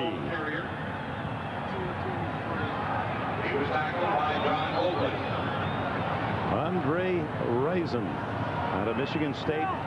People forget what a great basketball player he was in his youth in Flint, Michigan. Played on the same high school team as Jeff Grayer and Glenn Rice. Yeah. And won 2 state championships in the Wolverine State. Dick, I want to know how they lost that one game. You know, they lost one game in the final 2 years, even though 2 championships. We talked to him about it. He had 30 minutes of excuses. Into the flat to Risen. Hit immediately by Gordon. Not much there. You know, you've got to get the ball to Andre Rison, but I don't think that's the way to do it, getting it that little short pass outside, especially when they're playing Rison, because they know that Elvis Gerback is going to throw the ball to him. Well, it's just a little short pop pass about 2 yards, and that's all you get. Well, not much choice, though, Paul, when there's more people coming than you have blockers, so Elvis Gerback has to get rid of the ball. But the one thing about Andre Rison, he comes here, a lot of people, the grass field, he wouldn't be a factor on it. Everybody thinks he's a run and shoot, an AstroTurf guy, but he's proved that he is fast enough to get down the field and make those big plays. 3rd and 5. Gerback steps away from pressure, throws to the tight end, Hobson. First down at the 20. Tackled by Bill Romanowski. Good job by Ted Popson. Elvis Gerback, he makes the play by moving out of the pocket. Nobody's open when he sets up to throw the ball, but Ted Popson, he's covered. Bill Romanowski down the field. He sees his quarterback go right. He makes another move. Bill Romanowski can't go with him. Gerback and Popson, both from San Francisco, and great pickups for the Chiefs this year. Popson had 35 catches despite missing 3 games. Now Marcus Allen, the veteran, hit hard, falls for 3, maybe 4. Mobley and Crockett there with the tackle for Denver. John Mobley, just as Kansas City fans thought Grunnard should have made the Pro Bowl in Denver, it was Mobley that was overlooked. He led the team in tackles, had 4 sacks, 3 forced fumbles, an interception for a touchdown in his 2nd year out of Kutztown State. You know, we talk so much about the Kansas City Chiefs' speed on their defense. The Denver Broncos, they have the same thing. They have an awful lot of speed on their defense. 2nd and a short 8. And fake to Allen. Gerback heads to the sidelines and appears to have a first down. Let's see, it's going to be close. Darian Gordon bumped him out. See where the marker is. It is 3rd down. About a yard shy of a first down. Well, faked everybody out in the stadium, I think, this time. The Denver Bronco defense, watch John Mobley going down. Going to make the tackle. Nope, too late. Elvis Gerback showing the speed for a big, tall quarterback, gets outside and picks up a few yards. That's a huge mistake by the linebacker Mobley, because he's the outside guy. That is his job for any kind of bootleg, any reverts, everything is his. Fake to Allen again, and it's Gerback. Same play. First down at the 7. You know, this is an outstanding call, because you come back with the same call twice, and the thing that happens is you catch the linebacker doing the same thing. The linebacker at the end of the line of scrimmage, his job out here. Now, it's Romanowski here. Look at him slide inside. That's not his man. You're not going to get there anyway. Your job is this guy, number 11 on the outside, or anyone else that comes out there. Back-to-back bootlegs by Gerback, and a 1st and goal at the 6th. Marty Schottenheimer's team with their best chance to score. Run another one. Why not? Gerback grabbing a breath, and a timeout called by Kansas City. 7-0. Yeah, made the coaches very upset for a couple reasons. Takes the momentum away from your team, but it also breaks the play calling sequence that the offensive coordinator had going. Gerback on a roll again. Throws it away. Closest was Tony Gonzalez. Hasselbach, the defensive end for Denver, applied the pressure. You know, Dick, when you call those timeouts, it lets the defense now regather themselves, and the coaches and the players, okay, we can settle down and rethink and maybe make a better defensive call and stop this offense. 2nd half has been Kansas City time. In the course of this year, 10 straight weeks without allowing a score in the 2nd half. And Greg Robinson, the defensive coordinator on the other sidelines, hoping his team can dig in and stop. 2nd and goal. Marcus Allen driving to the 3 and then pushed back, maybe to the 2. Tyrone Braxton, the safety man, made the initial hit. Romanowski and Hasselbach in on the tackle. Well, you run the ball in a situation like that, you hope to gain a few yards, so at least you can get the defense of the Denver Broncos thinking, well, this could be a run or a pass, make them guess one way, and try to catch them by surprise. So now you come back with a play-action pass and roll out? Well, that's one thought, but I mean, the case in point is, Paul, you can do either. From the 2-yard line or from the 3, you still have a chance to run it in. You make the defense think both ways. 3rd and goal at the 3. They spread it out. The throw, touchdown to Tony Gonzalez, the tight end. No, they say he did not get both feet in. Darian Gordon made the defensive play. Dickey comes down out of bounds. He makes the catch, but his shoulders come down out of bounds. Marty Schottenheimer doesn't believe it. He's all the way down to the 12-yard line to argue his point. All right, he's saying he's forced out. Now look at it. He comes down, and his arm is out of bounds before his legs get down. Now they're gonna sit there and complain, and you're hearing the boos. But I'm telling you, this is not a touchdown. This is an outstanding call. But he's arguing that he was forced out of bounds. The defensive momentum took him out of bounds. Well, the officials have been schooled. This a couple of weeks ago. We saw almost the exact same play. So Stoyanovich with nothing more than an extra point on the field goal attempt. 20 yards for the 3, but Denver escapes with the lead 7-3. Schottenheimer thought his team had tied the game. But quite an opening drive for the Chiefs. 9:42 left in the 3rd.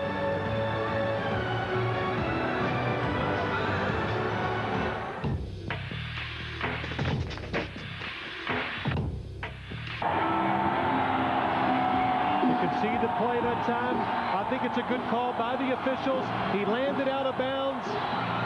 The official right there in front of Tony Gonzalez, he can see that his body lands out of bounds before his feet hit the ground. So it's 7-3 the score. The kickoff by Aguilar. Here comes Vaughn Hebron.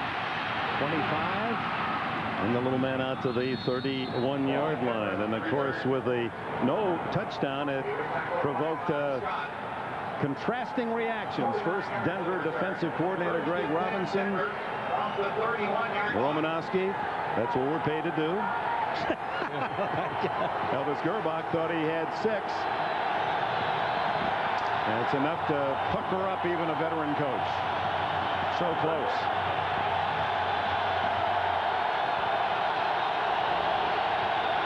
But the drive by Kansas City reawakens this noisy audience. Elway from the 31. Steps up. Wide open is Davis, and Davis out of bounds at his own 48-yard line with a first down. 17 on the play. This is one of the first plays you put in at training camp. They call this a trap pass. They're going to fake the trap inside, but watch Terrell Davis come out here. The linebacker thinks it's run. Now it's too late when he decides it's pass. Terrell Davis open on the outside.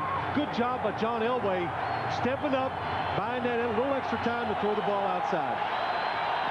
Davis, a productive pass catcher as well. 42 receptions this year. They go with 2 tight ends now, Sharp and Carswell. Fake to Davis. Elway looking for McCaffrey. He's covered and throws it away.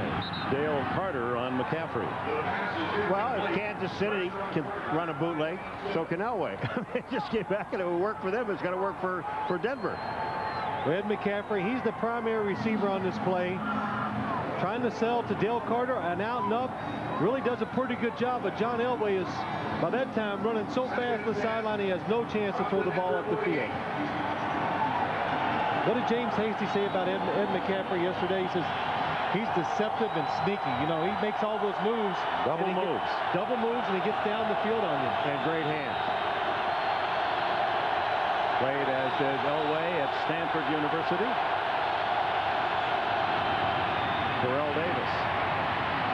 Running room. First down and more to the 30, to the 3, and tackled at the 11-yard line. Terrell Davis finally shakes free for a long run. 41 on the play. Oh, Howard Griffith, number 29, the fullback. Does he get a terrific block on the outside? They are coming right at you. Look at 29. That block to the outside takes Hastings out, and then Terrell Davis does it all. And that little pitch play, it really confuses the defense because they pitch it to Terrell Davis. You think it's going to go really outside, and Terrell Davis cuts it back inside, then goes back outside. Ed McCaffrey helping down the field, blocking on Mark McMillan. Davis takes a breather. Derek Lavelle who had over 100 yards against Jacksonville, is in. He gets the ball. And Lavelle, who played at Oregon, is pushed back after he hits the 8-yard line with Anthony Davis leading the charge. Terrell Davis now first 7 rushes 8 yards, and now the last 8, 64 yards and a touchdown. 100-yard teammates in a postseason game, only 3 times in history. Hewart Dixon and Pete Banaszak from yesteryear. 30 years ago with the Raiders, then Minnesota's Chuck Foreman and Brent McClanahan, and then last week it was Terrell Davis and Derek Lavelle. You know his name we have not mentioned this entire ball game is Derek Thomas. Only one time when he was being blocked.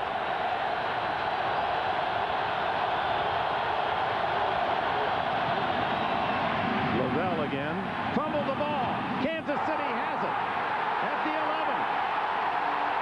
Reggie Tong recovered the fumble. Whoa, what a big defensive play by the Chiefs.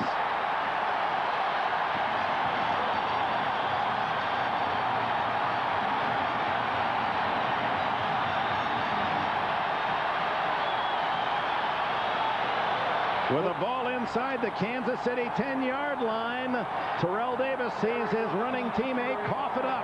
Well, the one thing you worry about when you bring another running back into the game, they're not used to the tempo and how physical the game can be. Derek Lavelle been sitting down, all of a sudden he comes in. The contact makes him fumble the ball. Marty Schottenheimer likes what he sees. Side, coming across, sticks his arm in there, knocks it out. The fumble, but the big play of this right here, Shannon Sharp, number 84, making the tackle, could have saved a touchdown. Reggie Tong didn't have any room between him and the goal line, except for Shannon Sharp, as Donnell Bennett gets the call. Neil Smith makes the tackle, and we'll see emotionally what this does to Denver. They've seen the Chiefs take the opening kickoff of the second half, march it down for a near touchdown, settle for the short field goal, and now they deny Denver after Denver takes it right back inside the 10. Well, and what happens is every time the defense makes a great play, the offense will respond. They have been able to run the ball most of this ball game. Now they just click off about 8 yards. On 2nd and 2, Bennett down in the backfield as Keith Traylor slashes through for the hit. I'll tell you, they haven't blocked Keith Traylor this entire day. Keith Traylor is a man that's possessed. Number 94, Paul, we've talked about him during some of the breaks and all game long. He's just so athletic, so big, an ex-linebacker. He uses all that agility and athletic ability to get in the backfield and make those plays. He took the center, Tim Grunard, and knocked him 5 yards back into the backfield. We told you his mother passed away suddenly just 2 days ago, and with the hurt and the anger out of that shock, he's taken it out on the Chiefs today. Alfred Williams, and the flag goes down. Was Williams? Yes, offside Williams. No movement against Kansas City. Offside, number 91, defense. Elevated to the quarterback. And on 3rd and 3, first down. Alfred Williams, number 91 to the outside, but this is really a really good job by Elvis Gerback. Everything is going in your favor. You kick the field goal. Now you make a big play on defense. You want this drive to continue, so you do it the good old cheap way. You draw them off sides. Well, actually what happened too is Williams saw a Traylor move inside, and when he saw him move, he went right along with him. Lake Dawson in motion, and the handoff, and tackled immediately. Bennett is Ma'a Tanuvasa, and Alfred Williams there to greet. Tanuvasa played at Hawaii, was injured. Knee and ankle injuries, lost a few games, but still finished with 8.5 sacks. Well, you can hear a little unrest by the fans here at Arrowhead Stadium. Tanuvasa making the play inside. They want to see some passes, and the first play of the second half, first down, they play action fake. There's people wide open down the field. Ma'a means in Samoan rock, and this handsome young man has provided that for him. Marcus Allen with one of those characteristic vaults through a hole out to the 25-yard line, where it'll be 3rd down and about 7. Marcus Allen, he just leaps when he gets into the hole.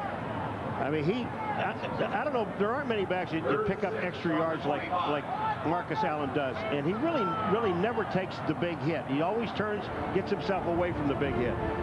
Marcus Marcus Allen in his 16th season, and look at the postseason performance. When you consider that's 15 games, almost a full season, he's gained 1,300 yards in postseason, 11 rushing touchdowns. Great players in big games, and Marcus Allen continues at the age of 37. Timeout, 4:44 left. Back in Kansas City, where Chiefs coach Marty Schottenheimer now with only one timeout left in the second half. And Marty, he's the only coach I can know can wear a baseball cap and a wool hat crooked. On 3rd and 6, Gerbach over the middle, complete to Lake Dawson. It's a first down to the 33. Tackled by Ray Crockett. Lake Dawson just comes out and he sets. He gets beyond the first down marker. Watch this. They run two people in there. Popsy comes in.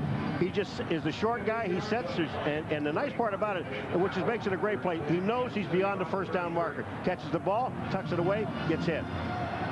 Where's number 80 is affection for Jerry Rice, modeled after the great San Francisco 49er wide receiver.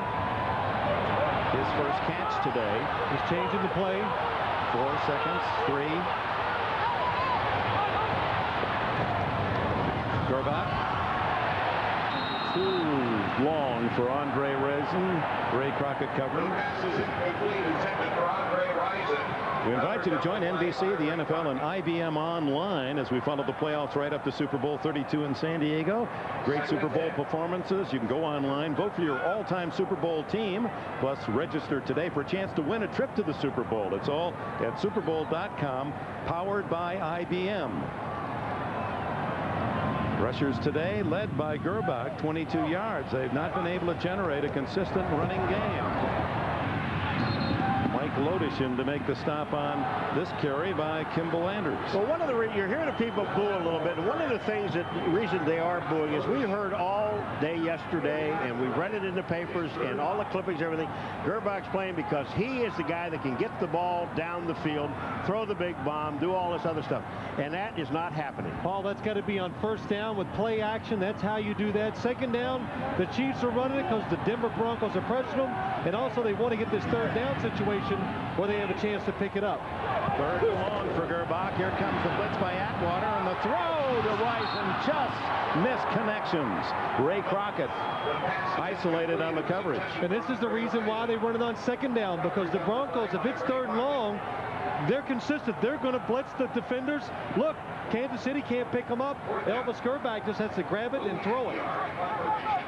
And even at that, made a good throw. He was just a half stride from that one being a big play. Darian Gordon back as Louis Aguiar to punt. Gordon with a big 36-yard return late in the first half. Whoa, this is a mile high.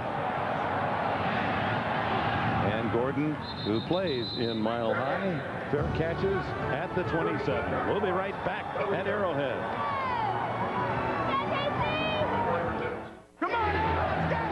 Possessions in the game, and 5 times they've marched into Kansas City territory, but have only 1 touchdown. They start from the 28. Remember in the last series, Terrell Davis with some big runs.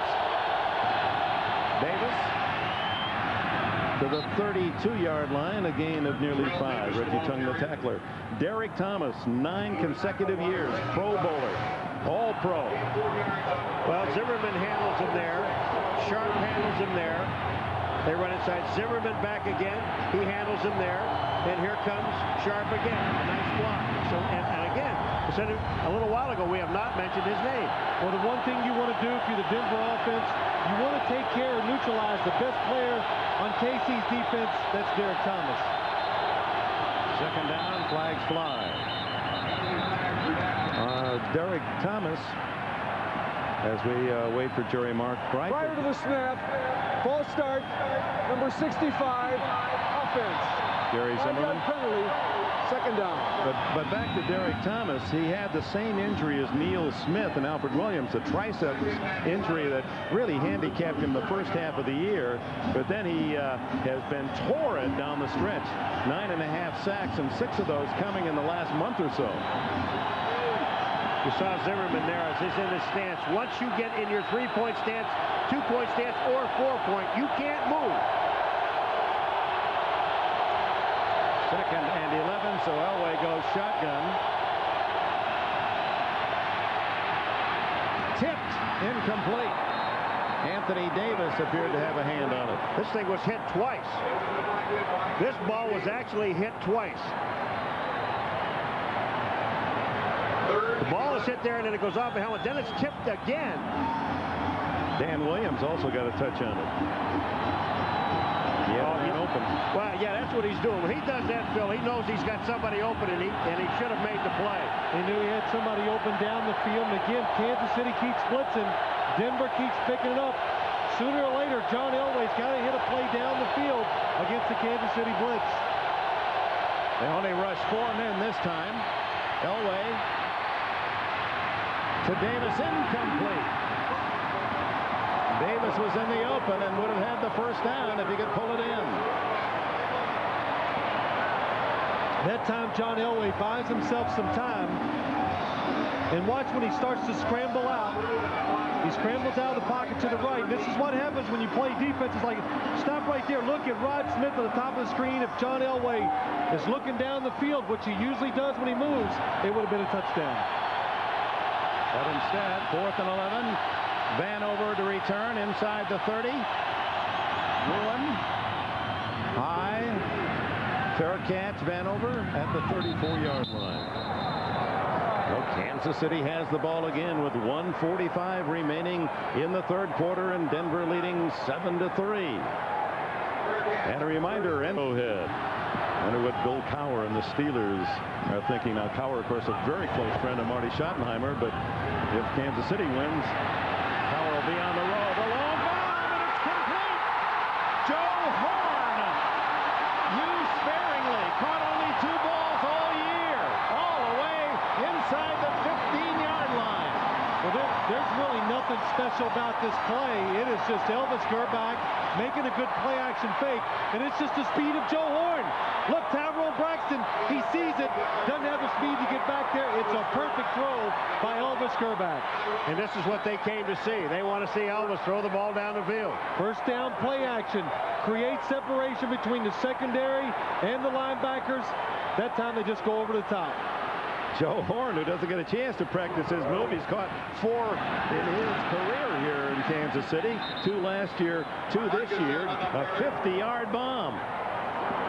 Well, that's why they like Joe Horn as a receiver, is the fact that he has that rare speed. It's outside, and I think every team, they want one of those guys to make a defense play safe, to create holes for other receivers, and then every once in a while go down the field and try to get the big play.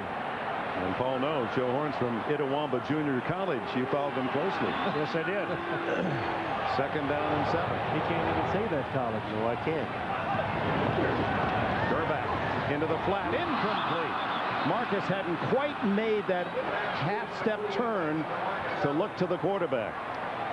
And Elvis Grbac knows that he has Marcus to the outside. He's got Alfred Williams, who's the defensive end. He's got him beat. All he had to do was get the ball into Marcus's hands.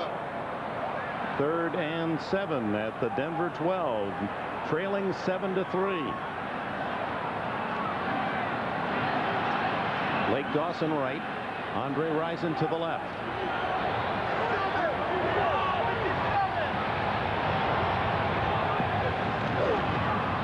Grbac flushed, makes a Fran Tarkenton spin move, looks to the end zone. Touchdown! Tony Gonzalez, the rookie tight end.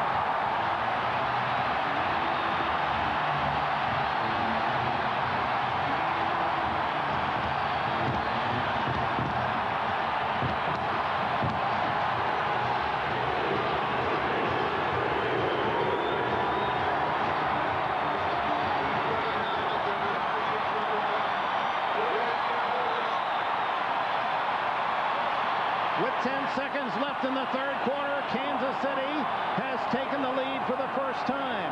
Stoyanovich adds the extra point, and the Chiefs celebrate 10-7 as the basketball star at California, Tony Gonzalez, you saw him dunk on his celebration. That's his first love. Charles Barkley is hero, and Grbac finds him alone in the end zone. Well, it's good protection, but watch this move by Elvis Grbac. That creates all this extra time for him back in the pocket, and Gonzalez does an excellent job of moving around the end zone, finding that really the only open spot that he can go into. Watch Gonzalez, Phil. What he does, he's going to go in there and almost sit down. Now he'll wait. Let them all go by me. As everybody goes by, I'm sitting down. Now, I'm wide open. Kerbeck sees him and throws it to him. How about this dunk? Dick, is any good? Well over the bar. Gonzalez is 6'4". Multi-sport star at the University of California. Remember, he had that great tournament last year for the Bears. So Gerbach and Kansas City's offense comes to life in the third quarter. 2 long drives, one to a field goal, and now 65 yards and 4 plays for the go-ahead touchdown. Remember the key, the 50-yard pass to Joe Horn.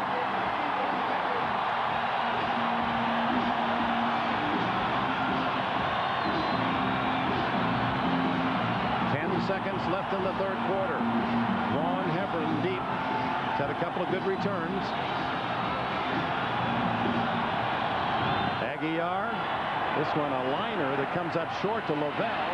Lavelle at the 25, 30, 35, and out to the 37-yard line. Lavelle trying to make amends for that fumble inside the 10-yard line that cost Denver a chance to score earlier. And now this tussle is drawing some yellow flags as the clock stops with 2 seconds remaining in the third.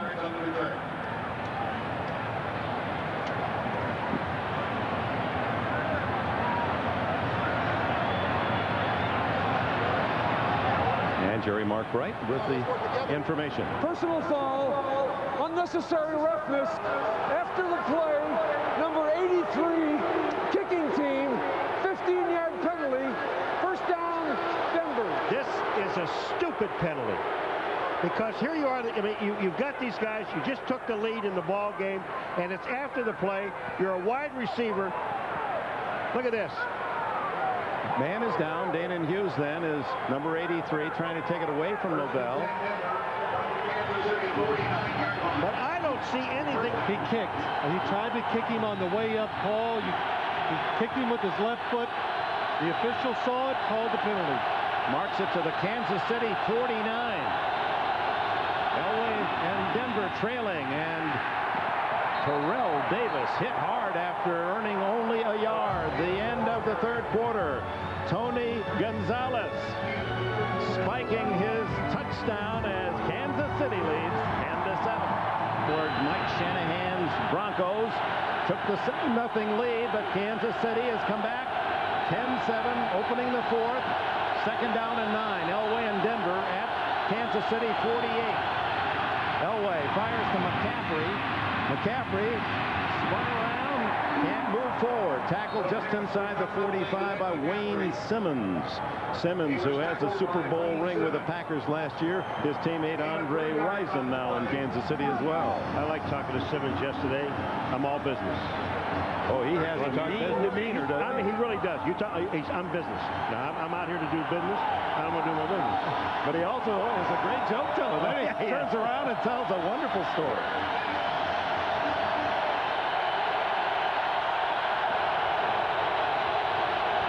Third down and 5. Wide open McCaffrey.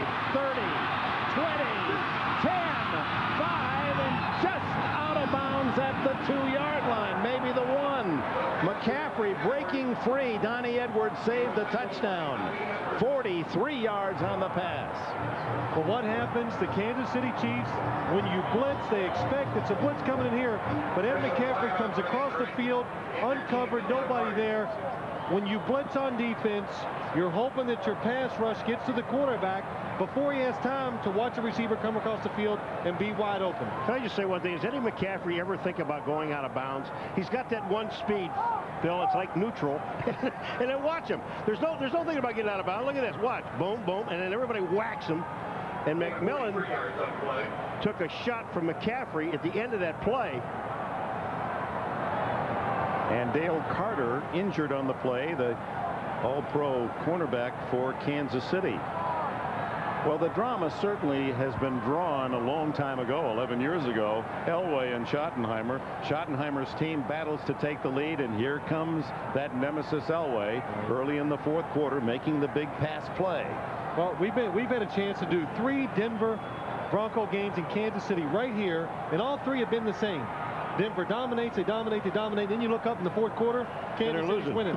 No, it's kind of scary.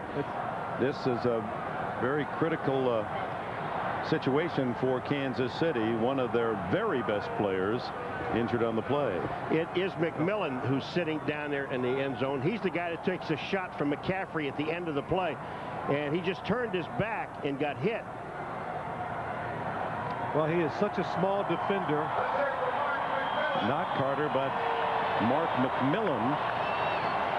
8 interceptions this year, and appears to be okay. Mighty Mouse. You know, the last time these 2 teams played here in Kansas City about 6 weeks ago, that exact route that Eddie McCaffrey caught was open about 3 or 4 times in the game, but John Elway never had time to throw it to him. The difference is today, he's getting that time to find that receiver. 4 shots from inside the 1. Terrell Davis with a second surge, and he still doesn't make it. He was rejected, bounced back a yard, and then dug in and got right back to the line of scrimmage. Well, I'll tell you what, he didn't even get to the line of scrimmage, Dick. You're right, he did get bounced back. He loses a half a yard in this play. That is the initial rush of that defensive line. When they make contact first, this is what Elway talked about. With all the noise in here, all I want to do is an even shot. If I can get my guys all off at the same time, then we break out even, I'm happy. Davis again. Doesn't make it. No signal yet. And Kansas City saying there's a fumble, and we have it. Now ruled down emphatically by the official outside the goal line. One more time. Give it to him again. Here's what they do. It looks like it's going to run right. Howard Griffith goes right. Then Terrell Davis goes left. They don't want anybody to be in front of him so he can just power his way into the end zone. That time about a half a yard short. He's well down. Oh, there's a decision being made here.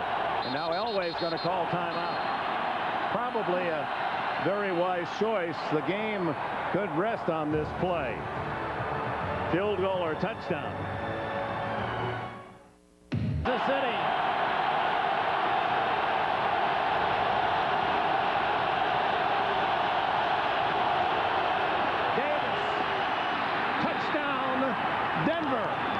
Scores for the second time, and against a team that did not allow a touchdown in the second half for an NFL record 10 consecutive games during the regular season.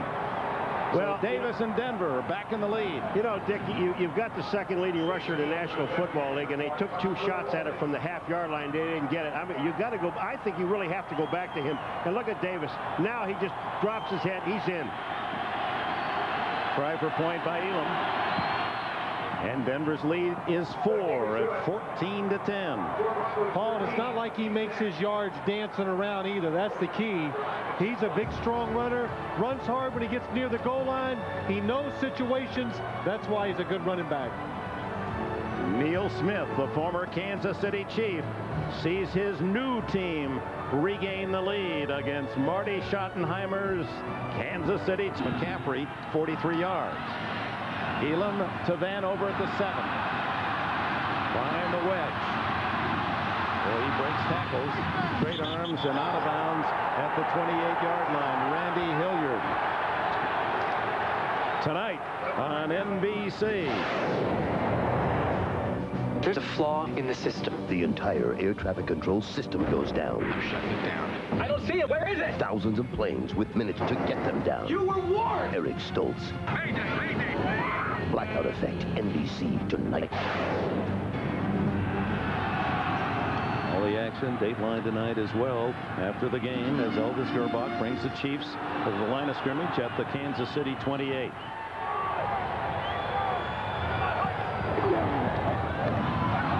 Takes the throw, and then hits his man downfield, Andre Rison. Steve Atwater made the tackle. What a play by Gerbach with Alfred Williams right in his face. How did he get away is the first thing. He makes a fake. He goes to throw a quick pattern. It's covered. He avoids Alfred Williams, and then look at this throw. On the run, throws the ball on the line. The perfect spot between the defenders for Andre Rison to catch. You know what Williams did? He went for the ball, Dick, and when he did, Gerbach just brought the ball underneath. 6 catches for Rison to lead all receivers, 80 yards. And now Marcus gets a hole. And he has about 15 to the 35.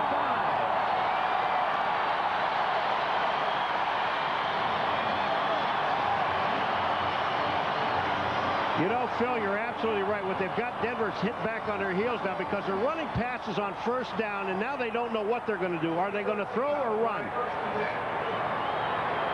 Allen running through tacklers for 14 officially, has 36 yards in the game. First down at the Denver 35. Allen, and you could see his helmet snap back as he took that hit from Keith Traylor, who's playing a big game in the center of that Denver defense. You talk about a guy possessed. You know, Keith Traylor, we mentioned, did lose his mom on Friday. And this guy, I mean, he really has not been blocked today, I don't think. Every time you look up, he's either in the backfield or he's taking a lineman back there with him. Paul, you said earlier, you know, Kansas City didn't want to lose Neil Smith, Keith Traylor, but in all honesty, the one guy they really wanted to keep that nobody knew about was Keith Traylor. They knew he was a special player inside. It's hard to find athletic 300-pounders that can run like he can and play inside the interior defense. 2nd and 9. Gerbach changing his play. Anders and Allen are split. And the throw to the side is to Vanover, short yardage. Ray Crockett there for Denver.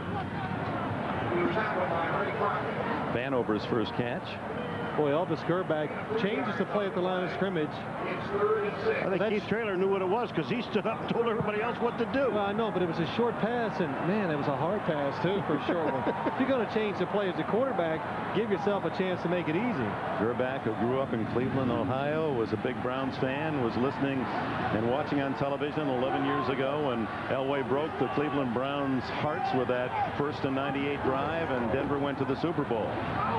Gerbach throws. No, did not. Hope on. Had it for a while, Dana Hughes, but Darian Gordon stripped it away. And we have an injured Bronco on the play. That injured Bronco is Keith Traylor, I believe. The pass outside to Dana Hughes. Perfect throw by Elvis Gerbach. A blitz, one-on-one coverage outside. He throws the pass where only his guy can catch it. Dana Hughes can't hold on. 9:44 left in the 4th. Kansas City now looking at 4th down and 6, and Denver concerned about that big defensive tackle, Keith Traylor. Tractor Traylor is nicknamed. Well, he's up. Let's look for number 94 inside. Oh, he gets pinned down, twisted in one of those piles. On comes Stojanovic. This is the field goal in. Aguiar to spot the ball at the 39. Denver's got to have the safe on. It is the Aguiar trying to run it, running out of room. He doesn't make it. Aguiar, who's run 3 fakes this year and passed another time, and the Denver Broncos were ready. Oh, that's a good call. I tell you, it's so obvious. So a long field goal. Denver, they're going to let you try to kick a long field goal. They're playing for the fake. But I guess Kansas City's version, they don't mind missing this because it still keeps the Denver Bronco offense in tough field position. Denver will have it at the 29 when we return.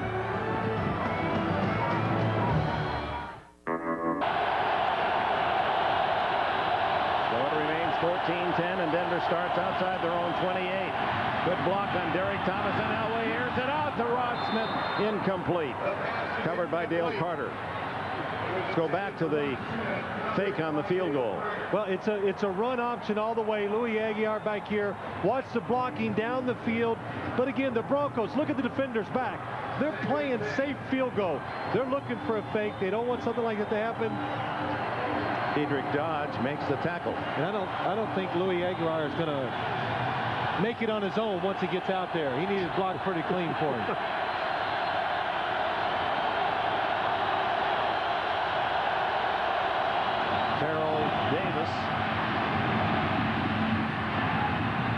Wrestled down short of the first down, but picks up a good 8 before Reggie Tung, second-year safety from Oregon State, can make the stop. Well, this is just a nice toss, but the nice part about it is the blocking. He's going to come right into your face, Terrell Davis. Griffith's number 29. He seals off to the inside. What a sensational block. And Tung really saves the first down, because if Terrell Davis gets by him, it's another 15 yards. Howard Griffith putting that block on Donnie Edwards to give Davis some running room. It's third and a yard and a half.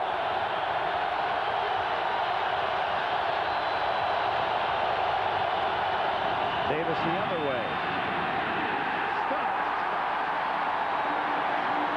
Wayne Simmons, the former Green Bay Packer, and Dan Williams, and Williams, like Traylor, Williams, a former Bronco, coming here to Kansas City. He's had a big game today. Oh, Howard Griffith, though, this is a nice stop. And look at Tung on the end of the line, 25. You want to see get a pancake? Look at this. Griffith just runs right over him and smashes him, but the defense is right there to make the stop. That's outstanding defensive play. Tom Ruin had a punt block last week against Jacksonville for a touchdown. Travis Davis.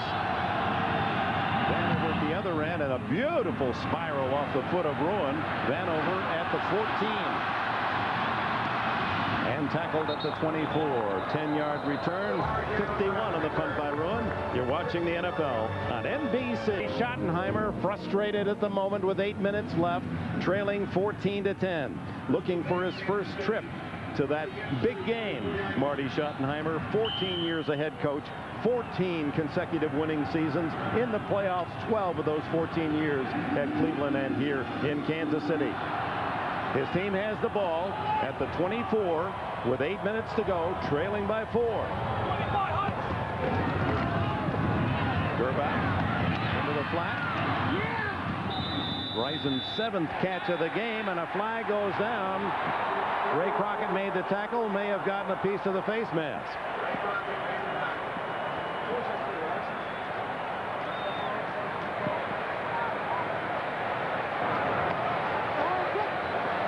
Face mask foul, number 51, defense.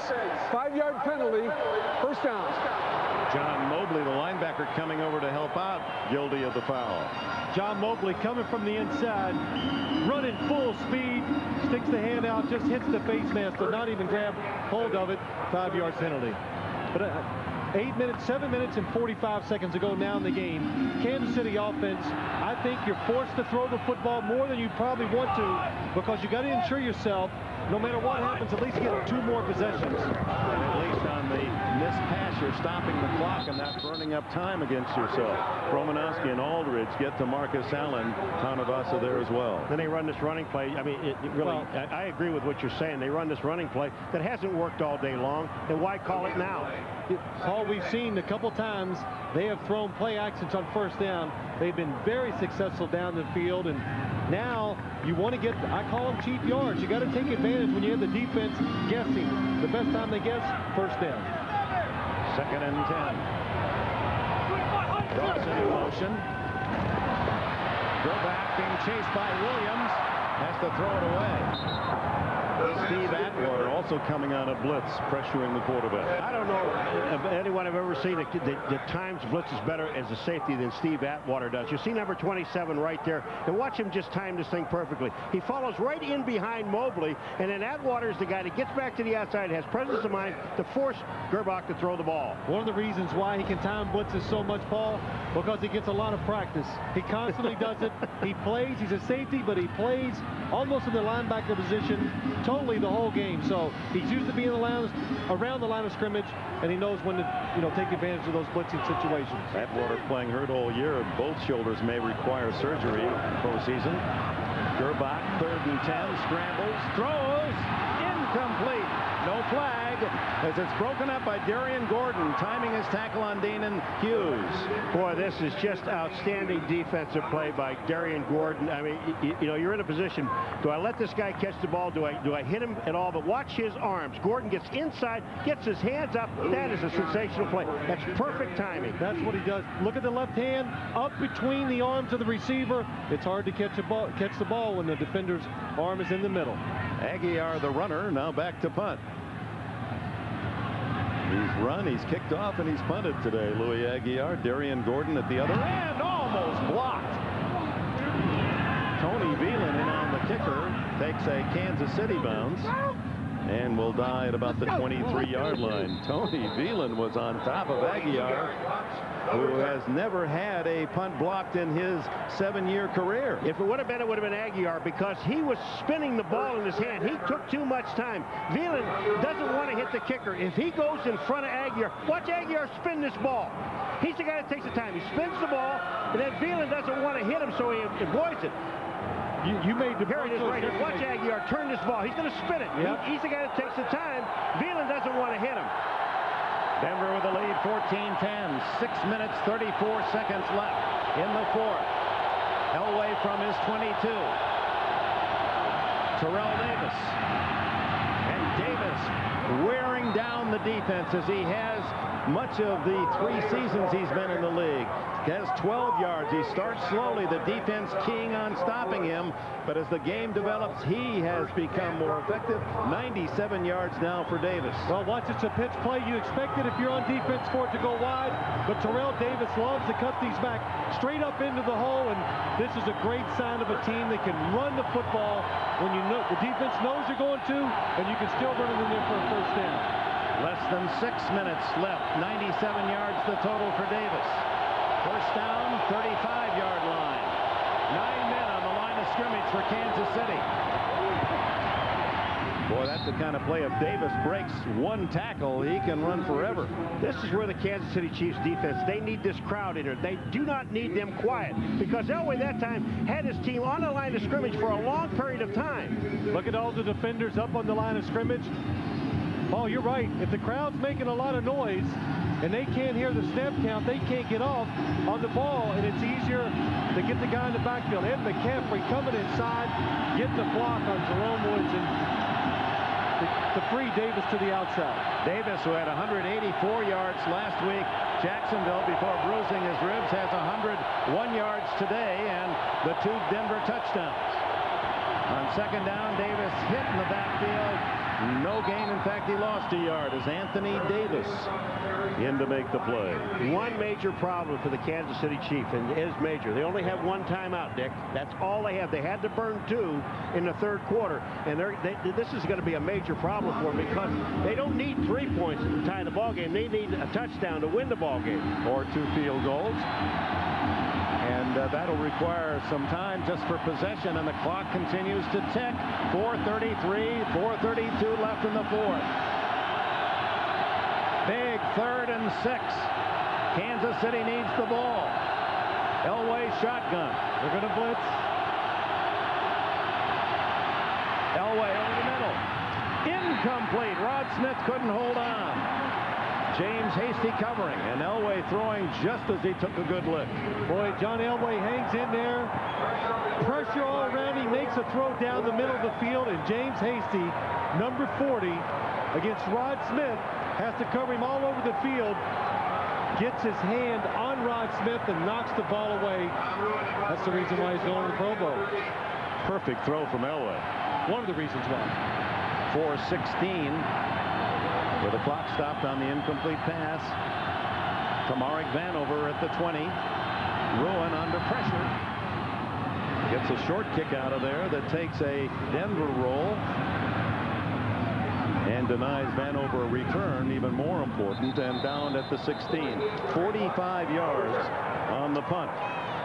Well, after the NFL playoff action from Kansas City tonight on NBC and all on NBC tonight. Bloopers, fat-free, Paul, you wouldn't like that. No, I wouldn't. No. Thank you very much. First down at the 17 for Gerbach. Play action on first down. Long down the middle. Should be a flag on that one. There is interference. Lake Dawson hit before the ball arrived. All three officials downfield threw flags. I mean, there was just no question about this. And the worst part about it, there were three guys that covered. And he had him covered. Ray Crockett. Pass interference, number 39, defense. Automatic first down. Watch Ray Crockett coming down the field with the receiver. He's in perfect position. There's no way the ball can be completed to Lake Dawson, number 80, but he puts his right hand on the receiver. It's a penalty. But Lake Dawson, even if he even catches the ball, he's going to get killed by Braxton, and whether he's going to hold on or not. I mean, that was just a bad play on defense. First down at the 46. Gerback to throw again. Flag down. Gerback to the sidelines. Completes to Rison again. And Andre Rison's had a big game. Will it count? There's holding in the offensive line. No tripping. A rare call. It takes back a gain of about 9. That usually means an offensive lineman. Tripping foul on number 61, offense. 10-yard penalty, first down.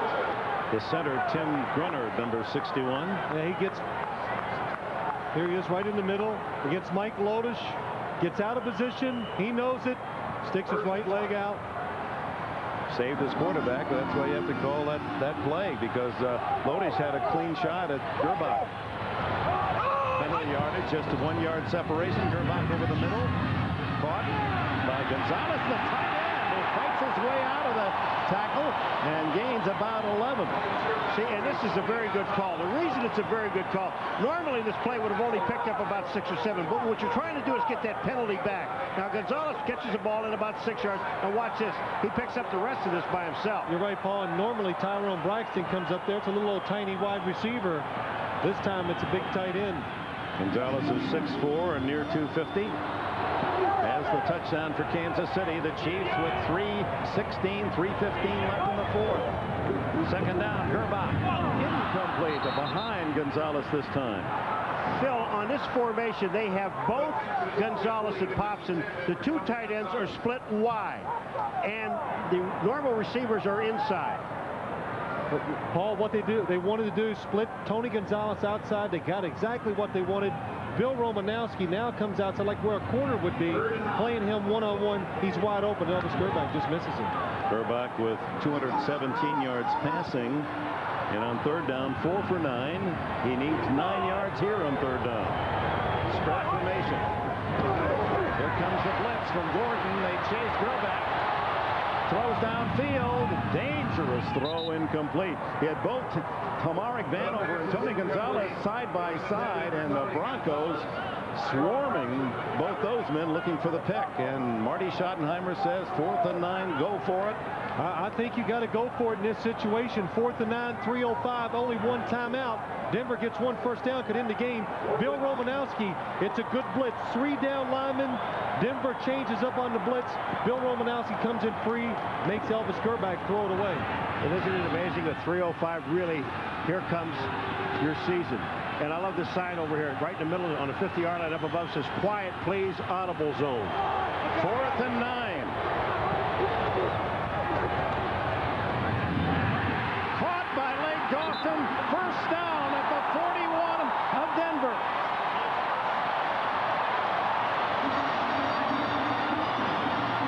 Boy, good job by everybody on the Kansas City side. Watch the blitz come into your screen. Steve Atwater, it's picked up. Elvis Gerback now really anticipates to throw. Darius Johnson is a defender. He knows it's a blitz. He's off of Lake Dawson. Lake Dawson making sure the catch takes it to the body. Could be a season-extending play. A 4th and 9, 12-yard completion to the 41. Fake to Allen. Gerback in trouble. Down he goes, back at his own 49. Alfred Williams, he joins Neil Smith, each of those defensive ends, with a pair of sacks. This time, Alfred Williams did not go for the ball. The last time he did, Gerback brought the ball down and went for it. Now watch number 91. He's inside. I'm going right at the quarterback. I want you. And he gets him. And the clock running, now 2:07. They'll be fortunate to get a playoff, and they won't before the 2-minute warning.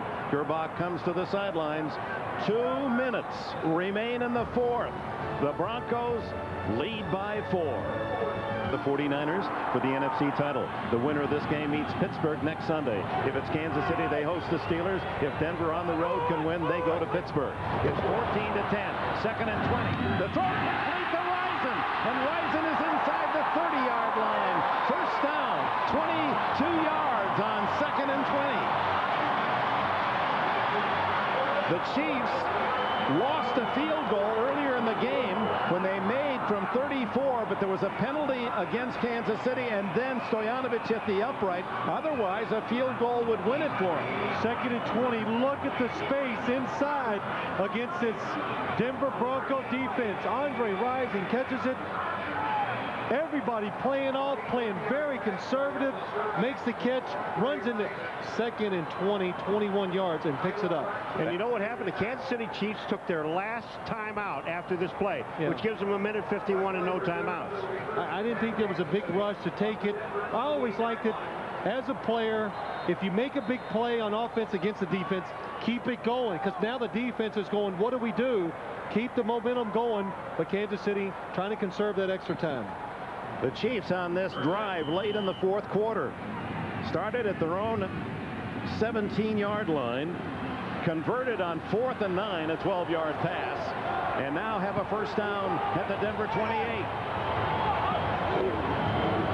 Gerbach screen, and Kumbalander smothered by Neil Smith, his former teammate at the 28. Bill Romanowski there as well. You can see the clock running. Boy, Alan Aldridge made a great play, the linebacker. He's the guy that reads it, and then Neil Smith keeps coming. He goes back, he reads the screen, gets back outside, and makes the tackle. Kansas City, take your time. Make sure you get the proper play called here. Second and 9. Risen to the right. He looks for Risen and throws underneath the Popson, the tight end. Stays in bounds, and the clock will run as Popson tackled at the 24, where it'll be third and a long 5. Mobley made the stop. This is the play you'd like to pick up the first down. Then you might have to think about spiking the ball to stop the clock if you pick up the first down inbounds. Under a minute left. Gerbach in trouble. Gets away from Smith. Gets a block. Throws to Popson. Popson tackled at the 20, short of the first down. 45 seconds. Clock running. It'll be fourth and a long 1. The drive to stay alive for Kansas City. Clock running against them. And you really got to take your time on this play because it is fourth down. And then you could spike it and then throw a few in the end zone. Elvis Gerbach being talked to in his headset by the coaches. The coaches are calling these plays from the booth and in the sideline. Needs at least one. Goes for something long. Tip incomplete. And the Denver Broncos will advance against the Steelers on the road in Kansas City. Elway, and Denver has denied Schottenheimer again. The Kansas City Chiefs go for the score on a play when it could be when they need a yard to pick up the first down. They go with a double move on the outside, trying to get the score, thinking Denver wouldn't be expecting that play. Well, that was a gamble call, hoping that Denver would be looking for something short on 4th and 1. And Marty Schottenheimer goes for the big score, but Denver had a double cover. You know who didn't get faked out at all? Steve Atwater. You see Gordon there, but watch number 27. That's right. Paul, Denver played it safe. They had everybody back. They do the right thing. Steve Atwater back because they know only a touchdown beats them. They really weren't worried about giving up the first down. The clock was on their side. Smart call by the defensive coaches for the Denver Broncos. And for Marty Schottenheimer, the #1 seed in the AFC, memories from 2 years ago. It was Indianapolis who came in here when the Chiefs were 13-3 and had earned the top spot. And 10-7, the Colts came out with a victory with Jim Harbaugh, the captain comeback performance. Pat Bowlen, the owner of the Broncos, with a pat on the back to Mike Shanahan. Shanahan, a wild card Denver team, winning last week against Jacksonville, and then 14-10 here in Kansas City today. And the Broncos will travel to Pittsburgh, where they had an earlier experience this season. Jim Gray. All right, John Elway, congratulations. Tell us about your defense today, John. John, it was just stupendous and superb. Huge. I mean, these type of football games, you got to have a great defense, and they were keys today. We made some big plays on offense, but the defense just came through and made all the plays for us. So great win. This is a tough place to play against a great team, and we're just glad to get out of here with a win. You have beaten Marty once again, and I know you two don't like to focus on it, but it comes up all the time, and it's going to be said from here until the next game. What about this rivalry and beating Marty once again? Well, I mean, I don't play Marty Schottenheimer. He's a great football coach, and I play against great football teams. He always has his teams ready to play, and we're just fortunate that we came on the right end today. John, it seems as though you guys were able to dominate the entire game, but once again had trouble scoring points. Why have you guys had such dominance, but the scoreboard is still 14-10? You look like you're winning the entire game except for the scoreboard. Well, I mean, you got to give some credit to this crowd and this defense. I mean, this is one of the top-ranked defenses, one of the toughest defenses we've played all year. And so, I mean, for us to come in here and just control the ball, we want to make some first downs, control the clock a little bit, and then try to make some big plays. We were able to do that, and when we did get it down in the red zone, we did get it in the end zone, which was the key thing. With no disrespect to Pittsburgh or to their fans, it seems as though the entire country and football fans have a sentimental favorite in you to get to the Super Bowl. Are you aware of that? Well, you know, that's nice, but I'm sure the Steelers are going to have something to say about that, so hopefully we can go back there. And, you know, we were back there a couple weeks or 3-4 weeks ago, and they're a great football team. It's going to be a lot of fun. This is what football is all about. Congratulations, John. Always fun to watch you play. Thanks, Jim. All right, let's send it back upstairs now to Dick Enberg. All right, Jim, the emotions of an entire season all come boiling out as the Kansas City Chiefs at home have been defeated by the Broncos 14-10. And it's Denver earning a trip to Pittsburgh. They led 21-7 against the Steelers in the first half of their game a few weeks ago, only to find Pittsburgh rolling them out 35-24. One of the nice men in the game and one of the top coaches, Marty Schottenheimer, will have to swallow and go back and try to digest another very difficult defeat. Neil Smith, whose heart is in Kansas City, hated to leave this town, a star here, but they couldn't pay the tab. He went on to Denver and was a key defender today. A couple of sacks that inspired a defense that held Kansas City to 10. We'll return to Arrowhead. Don't wander off. Denver Broncos, a wild card team, 14-10 winners here against Kansas City. A key play in the game late, Elway to McCaffrey, 43 yards to set up the winning touchdown. And here are the brackets on our way to San Diego and Super Bowl 32. It'll be Denver at Pittsburgh early next Sunday. The late game on Sunday for the NFC Championship. Green Bay at San Francisco. The Final Four is set. So Denver, Pittsburgh. The Broncos and Steelers met on December 7th at Three Rivers, and Denver jumped out 21-7, scoring on 3 of their first 4. That's Yancey Thigpen. Had a huge game, as did Cordell Stewart, as he threw for 3 touchdowns, ran for 2 others, and his best game as a Steeler. Pittsburgh won 35-24. It was the most yardage that the Broncos allowed and points in the entire season. Pittsburgh winning 35-24. Bill Cowher watched with mixed emotions today. His very close friend Marty Schottenheimer has lost again in his bid to get to the Super Bowl, but on the other hand, his team rejoices. They're at home for the AFC Championship. Terrell Davis, 2 touchdown runs to lead Denver to a 14-10 win. We're going to return to Kansas City and Arrowhead Stadium, the winning Denver Broncos. But we're going to take a station break, your favorite stations, to offer you these important words. We'll be back in a moment. Dateline Sunday. Imagine an almost indestructible criminal in full body armor. The life-saving technology that's become every cop's worst nightmare. Dateline tonight, 8/7 Central. Drive the Reborn 98 626 Special Edition for only $299 a month. Add a moonroof, CD, leather, automatic, keyless remote, power locks, and more. The payment is still $299. Just sign and drive with no money down. If you prefer a truck, drive the all-new 98 Mazda pickup with air, cassette, step bumper, bed liner, sliding rear windows, and alloy wheels for only $189. Just sign and drive with no money down. This is only at Basney Imports, just 2 miles north of Notre Dame, where the sign and drive offers just feel right. They didn't feed them. They haven't had defense, a pressuring defense on Marino, just suffocating him today. And then Derek Cullers and Maguire with a carry, and he has a first down and stays in bounds at the 32. Zach Thomas made the tackle. One of the unsung heroes today is Derek Cullors. Cullors, starting for the second time in his career for the injured Curtis Martin, finished with 86 yards. Well, that's beyond Pete Carroll's expectations for the entire team. Well, he's excited, not only about winning the game, the fact when they had to run the football in a lot of situations today, they accomplished that. He said I'd be happy with 3 yards of carry. Yes. It looks as if New England will get a chance for some revenge when they go to Pittsburgh next week. Remember, they had Pittsburgh beaten 21-14, just a minute or so left, and a mistake made by Bledsoe, a little short pass in the flat, intercepted. Pittsburgh scored, sent it into overtime. Steelers won 24-21. That'll be the matchup next Sunday, or Saturday rather. That's the game, and Denver will get a chance for their rematch at Kansas City. That one ended on a Stoyanovich 50-plus yard field goal that just skimmed over the crossbar in the final play. And the one thing about this New England team, Dick and Paul, you know, they have a chance against anybody. When your defense consistently plays as well as New England's has, you can beat them on the road. They can beat Pittsburgh. Look at Zach Thomas to the very play, diving, hoping that maybe the center had flinched with the ball. He's diving in there trying to knock it away. He just tried to hit the, 14 points down. They're at 34 seconds. He's still trying to make a play. Look at this guy. I mean, if you don't love him, here comes, look at Zach. The ball. Hey, I don't know. Hey, I'm doing the best I can what I've got. You know what I mean?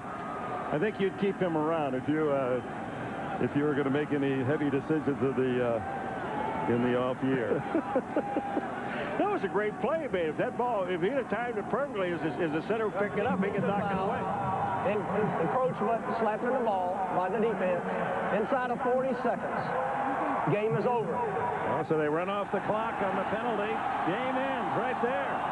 17-3. New England advances with a wild card win over the Miami Dolphins.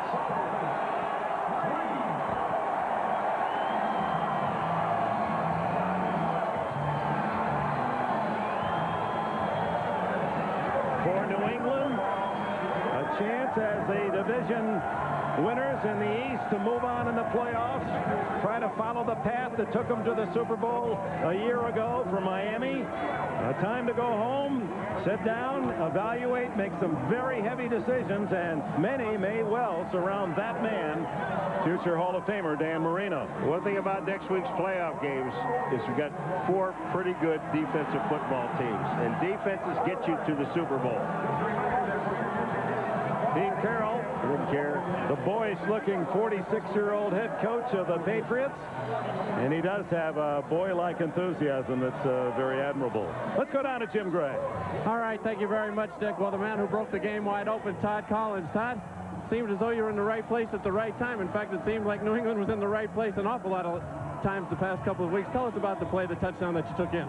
Yeah, I mean, it was just one of the plays today. I think the defense has been making big plays all day today, and but it was just a slant pass, and you just get lucky. You pick up a few things through. You play a team 3 times. Some of their checks. It was actually a man coverage. I had the back, but you just get in the throwing lane, and he throws the ball. You just do your best to catch it. How much did it help? You guys knew all of the audibles. Jimmy Johnson told us before the game, and all of the hand signals. How much were you guys able to take advantage? It seemed as though you did quite a bit. Yeah, we did. They did change up a few of the audibles and got us on a few, but anything helps at this point, and I think that did have a little to attribute to making a few of the plays. So, why have you guys been so successful against Dan Marino? He's thrown 100 and some odd passes against you guys this year, just 1 touchdown. Why so much success against a guy who has literally pulverized other defenses throughout his career? I don't know. Maybe you could attribute that to Sidwell, the calls. When you get great calls and they put you in position to make plays, I think the guys are just they're stepping up and making those plays right now. And I think that was the thing this year. You do a lot of a pressure. He's not the best scrambler, and when you do that, you don't want to get pressure on him. So I think that was a big thing that's helped us a lot. On to Pittsburgh now. Kevin Henry, I'm sure, is on your mind. We look forward to the game next week. Yeah, it's going to be a big one. We got to go down there this year, so we'll be ready. Congratulations to you, Todd. Let's send it back upstairs now to Dick Enberg. All right, Jim Gray and Curtis Martin hopes that groin injury improves, that he can contribute. Bob Kraft leading the celebration. The Patriots advance, go to Pittsburgh next Saturday, and Miami continues to be frustrated in the postseason on the road. That's 7 consecutive losses on the road since they won Super Bowl 1974. The final, the Patriots 17, the Dolphins 3. Drew Bledsoe in New England still keep those Super Bowl dreams and hopes alive. Stay tuned for the Sun America post-game report coming up after these messages. For Phil Simms, Paul Maguire, Jim Gray, this is Dick Enberg. So long from Foxborough. Happy New Year, everybody.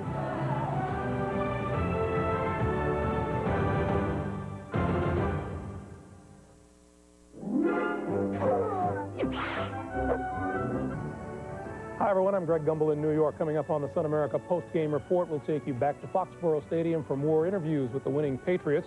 We will size up next weekend's AFC Divisional playoffs. On Saturday, it will be New England at Pittsburgh, a rematch of that memorable game played just 15 days ago. And on Sunday, it will be Denver at Kansas City, another rematch of a memorable regular season game. Plus, we'll hear from Joe Gibbs, Sam Weish, and Chris Collinsworth. Call the neighbors. We'll get started on our post-game report after these words from your local station. Dateline Sunday. What if you could beat baldness? Some products. This is the Sun America post-game report. Here's your host, Greg Gumbel. Hi once again, everyone, and I am joined by Chris Collinsworth, Sam Weish, and Joe Gibbs. The New England Patriots beat the Miami Dolphins today 17-3. New England now advances to the divisional playoffs, where they will face Pittsburgh at Three River Stadium next Saturday. We will talk about that game in just a moment. This quick reminder coming up at 4 o'clock Eastern Time or thereabouts. It's off to the links for the Lexus Challenge. Celebrities Kevin Costner, Clint Eastwood, Joe Pesci, and more team with host Raymond Floyd and other golf greats to form celebrity and pro teams.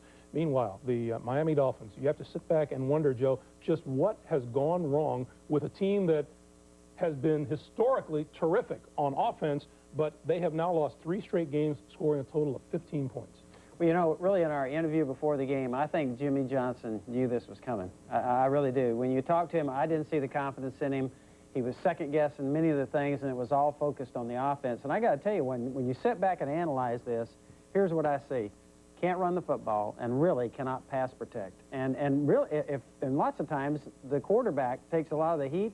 In this case, I think Dan Marino is the one solid thing that he can build around for next year on offense, and I think you're going to see a major overhaul in Miami in the offseason. And there were no surprises today because we know how much New England blitzed Miami. I believe the total number of blitzes today was 23. 23 blitzes and 43 passes, so they're blitzing every other time. And Miami lined up in the same formations. Let's just face it, they make it easy on the defense. If you come up and the defense has been practicing all week off the cards at practice against a certain formation and a certain blocking scheme so that they have game plans so that they beat that blocking scheme, and that's what they see snap after snap, first half, second half, same way. They're going to keep coming. I mean, once you're successful, believe me, you're going to see it again until you beat them. And they just didn't pick it up and force New England to get out of those blitzes. Yeah, and I know exactly what Cordell Stewart was talking about now. Of course, had the rematch between New England and Pittsburgh coming up, but when I interviewed Cordell before that first ball game, he said, this defense is so complicated. I look at it, and I think I know what I'm talking about. It's interesting hearing Phil Simms saying the same things. I'm sitting up here in the booth, and I don't know what they're running out there. It's an incredible job by Steve Sidwell, Pete Carroll, a terrific defensive coordinator. Remember, this is their first year. So we've seen this defense get better and better as they've been able to add more things throughout the course of the season. And right now, they are just dynamic on the defensive side. But, you know, we talk about all the time about adjustments that teams make. Usually it's from the first half to the second half, but this is the same team, same 2 teams playing in consecutive weeks. Did you see any adjustments by the Miami Dolphins? I thought they did a better job of protecting today than what they did in the Monday night game a week ago, but they still didn't do the little things, the quick little dump-off passes and the ways that you can create offense and get teams out of that blitzing scheme. They just didn't come up with it today. All right, as a public service to all NFL fans, we offer the following for you. At 4 o'clock Eastern Time, our friends over at Fox will have the final wild card game of the weekend, Detroit at Tampa Bay. The winner of that game gets the Green Bay Packers. We'll be back with more interviews and a look ahead to next weekend's AFC games. But first, we'll step aside for this.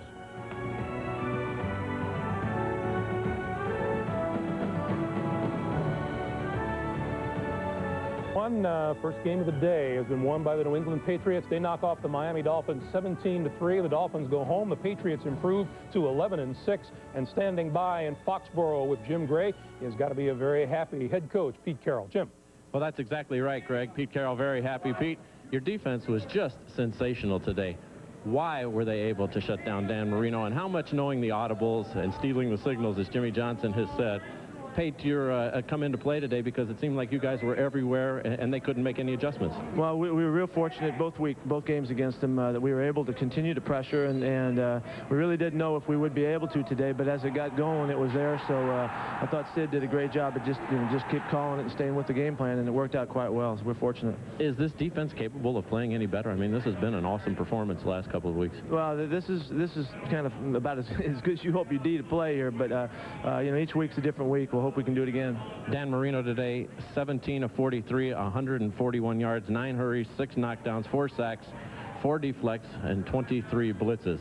Why have you guys been so effective against Marino? He's thrown 100 and some odd passes against you this year and just 1 interception. I don't want to get him mad at us because we got to play him again next year. So we're just fortunate today, and really our players were so ready to play and so up for the last, really for about 6 weeks now. We've been really getting going, and I hope we can continue to build it and feel this intensity wherever we go. And Pittsburgh is obviously the big challenge here, and we got to get it up, take it on the road. Well, let's talk a little bit about Pittsburgh. Yesterday in our meetings, you said, if we don't slip up in that game, we're the hottest team in the league, that we would really be on the roll. Say that. I said someone might think that, but I did not say that. Well, someone might think that. So now you get a chance to go back into Pittsburgh and to correct that. And what about the Steelers? It'll be extremely difficult. They're a tremendous football team. They had their week off. They're a championship team. We'll have our hands full. Absolutely. We had them here full right here in our place, so it'll be tough as can be. A few weeks ago when things were on that downslide, did you ever anticipate that these things could pick up? I can't remember back. What are you talking about? You don't want to think about that? No. All right, Pete, congratulations. We look forward to Pittsburgh next Saturday. Thank you. All right, let's send it back to you, Greg Gumbel. All right, Jim Gray, Pete Carroll, a very happy head coach indeed. And, let's put some markers on the table here. All season long, we've been talking about Pete Carroll and the kind of job that he has done in New England and that he would have to do following in the footsteps of Bill Parcells. And it has been questioned here on a number of occasions as to whether or not his approach has been the right one. As of this moment, you'd have to say, yeah, he's done a pretty good job. And if anybody ever had the right to, and I told you so, it would be Pete Carroll and Bob Kraft for that matter as well, because they started off so hot early in the season. They went through the down cycle that a lot of teams do. The media all jumped in, said he's too soft, he's too this, he's not Bill Parcells. Pete Carroll never blew up. He never got mad at anybody. He stayed the course, and right now it's paying off for him. And he's not Bill Parcells, and he's not supposed to be. He's supposed to be Pete Carroll. And to his credit, sometimes when you're getting all this barrage of free advice, you sometimes give into it. Sometimes the most innovative thing you can do is stay the course. Know what you know is right and stay with it. And also, a real pat on the back to Pete Carroll to keep his players from reading the newspapers, believing or listening and have them affected by what they hear on television and the newspapers. That's a real plus for a coach if he can keep them focused. Well, I think it was a bleak look for this football team. They were going to Jacksonville, remember back to that game. And I tell you what, without a running game, really, Curtis Martin's been hurt. You got to give Drew Bledsoe a lot of credit here, too, but he and Pete Carroll both. But they went down to Jacksonville. I thought that was a guts win in Jacksonville. And then, because I didn't really give them much of a chance at that point. I agree. They turn around and come back and go to Miami last week. And I tell you, that was my pick last week. I didn't think they could do it. They went down there, and I know, Chris, you get a kick out of that. Yeah, I enjoy that when you lose. I say that both these, the coaching staffs and Drew Bledsoe carrying it predominantly for himself on offense, I think those were 2 great wins, turned things around. And you know what? To a further pat on the back for Pete Carroll and his team, we talked in the pregame show about how very important Dave Meggett was to this team. Meggett went out in the first half with a groin pull. He did not return. Derek Culler stepped in, 22 carries, 86 yards today in New England's 17-3 win over Miami. A timeout here. The Sun America postgame report continues after this.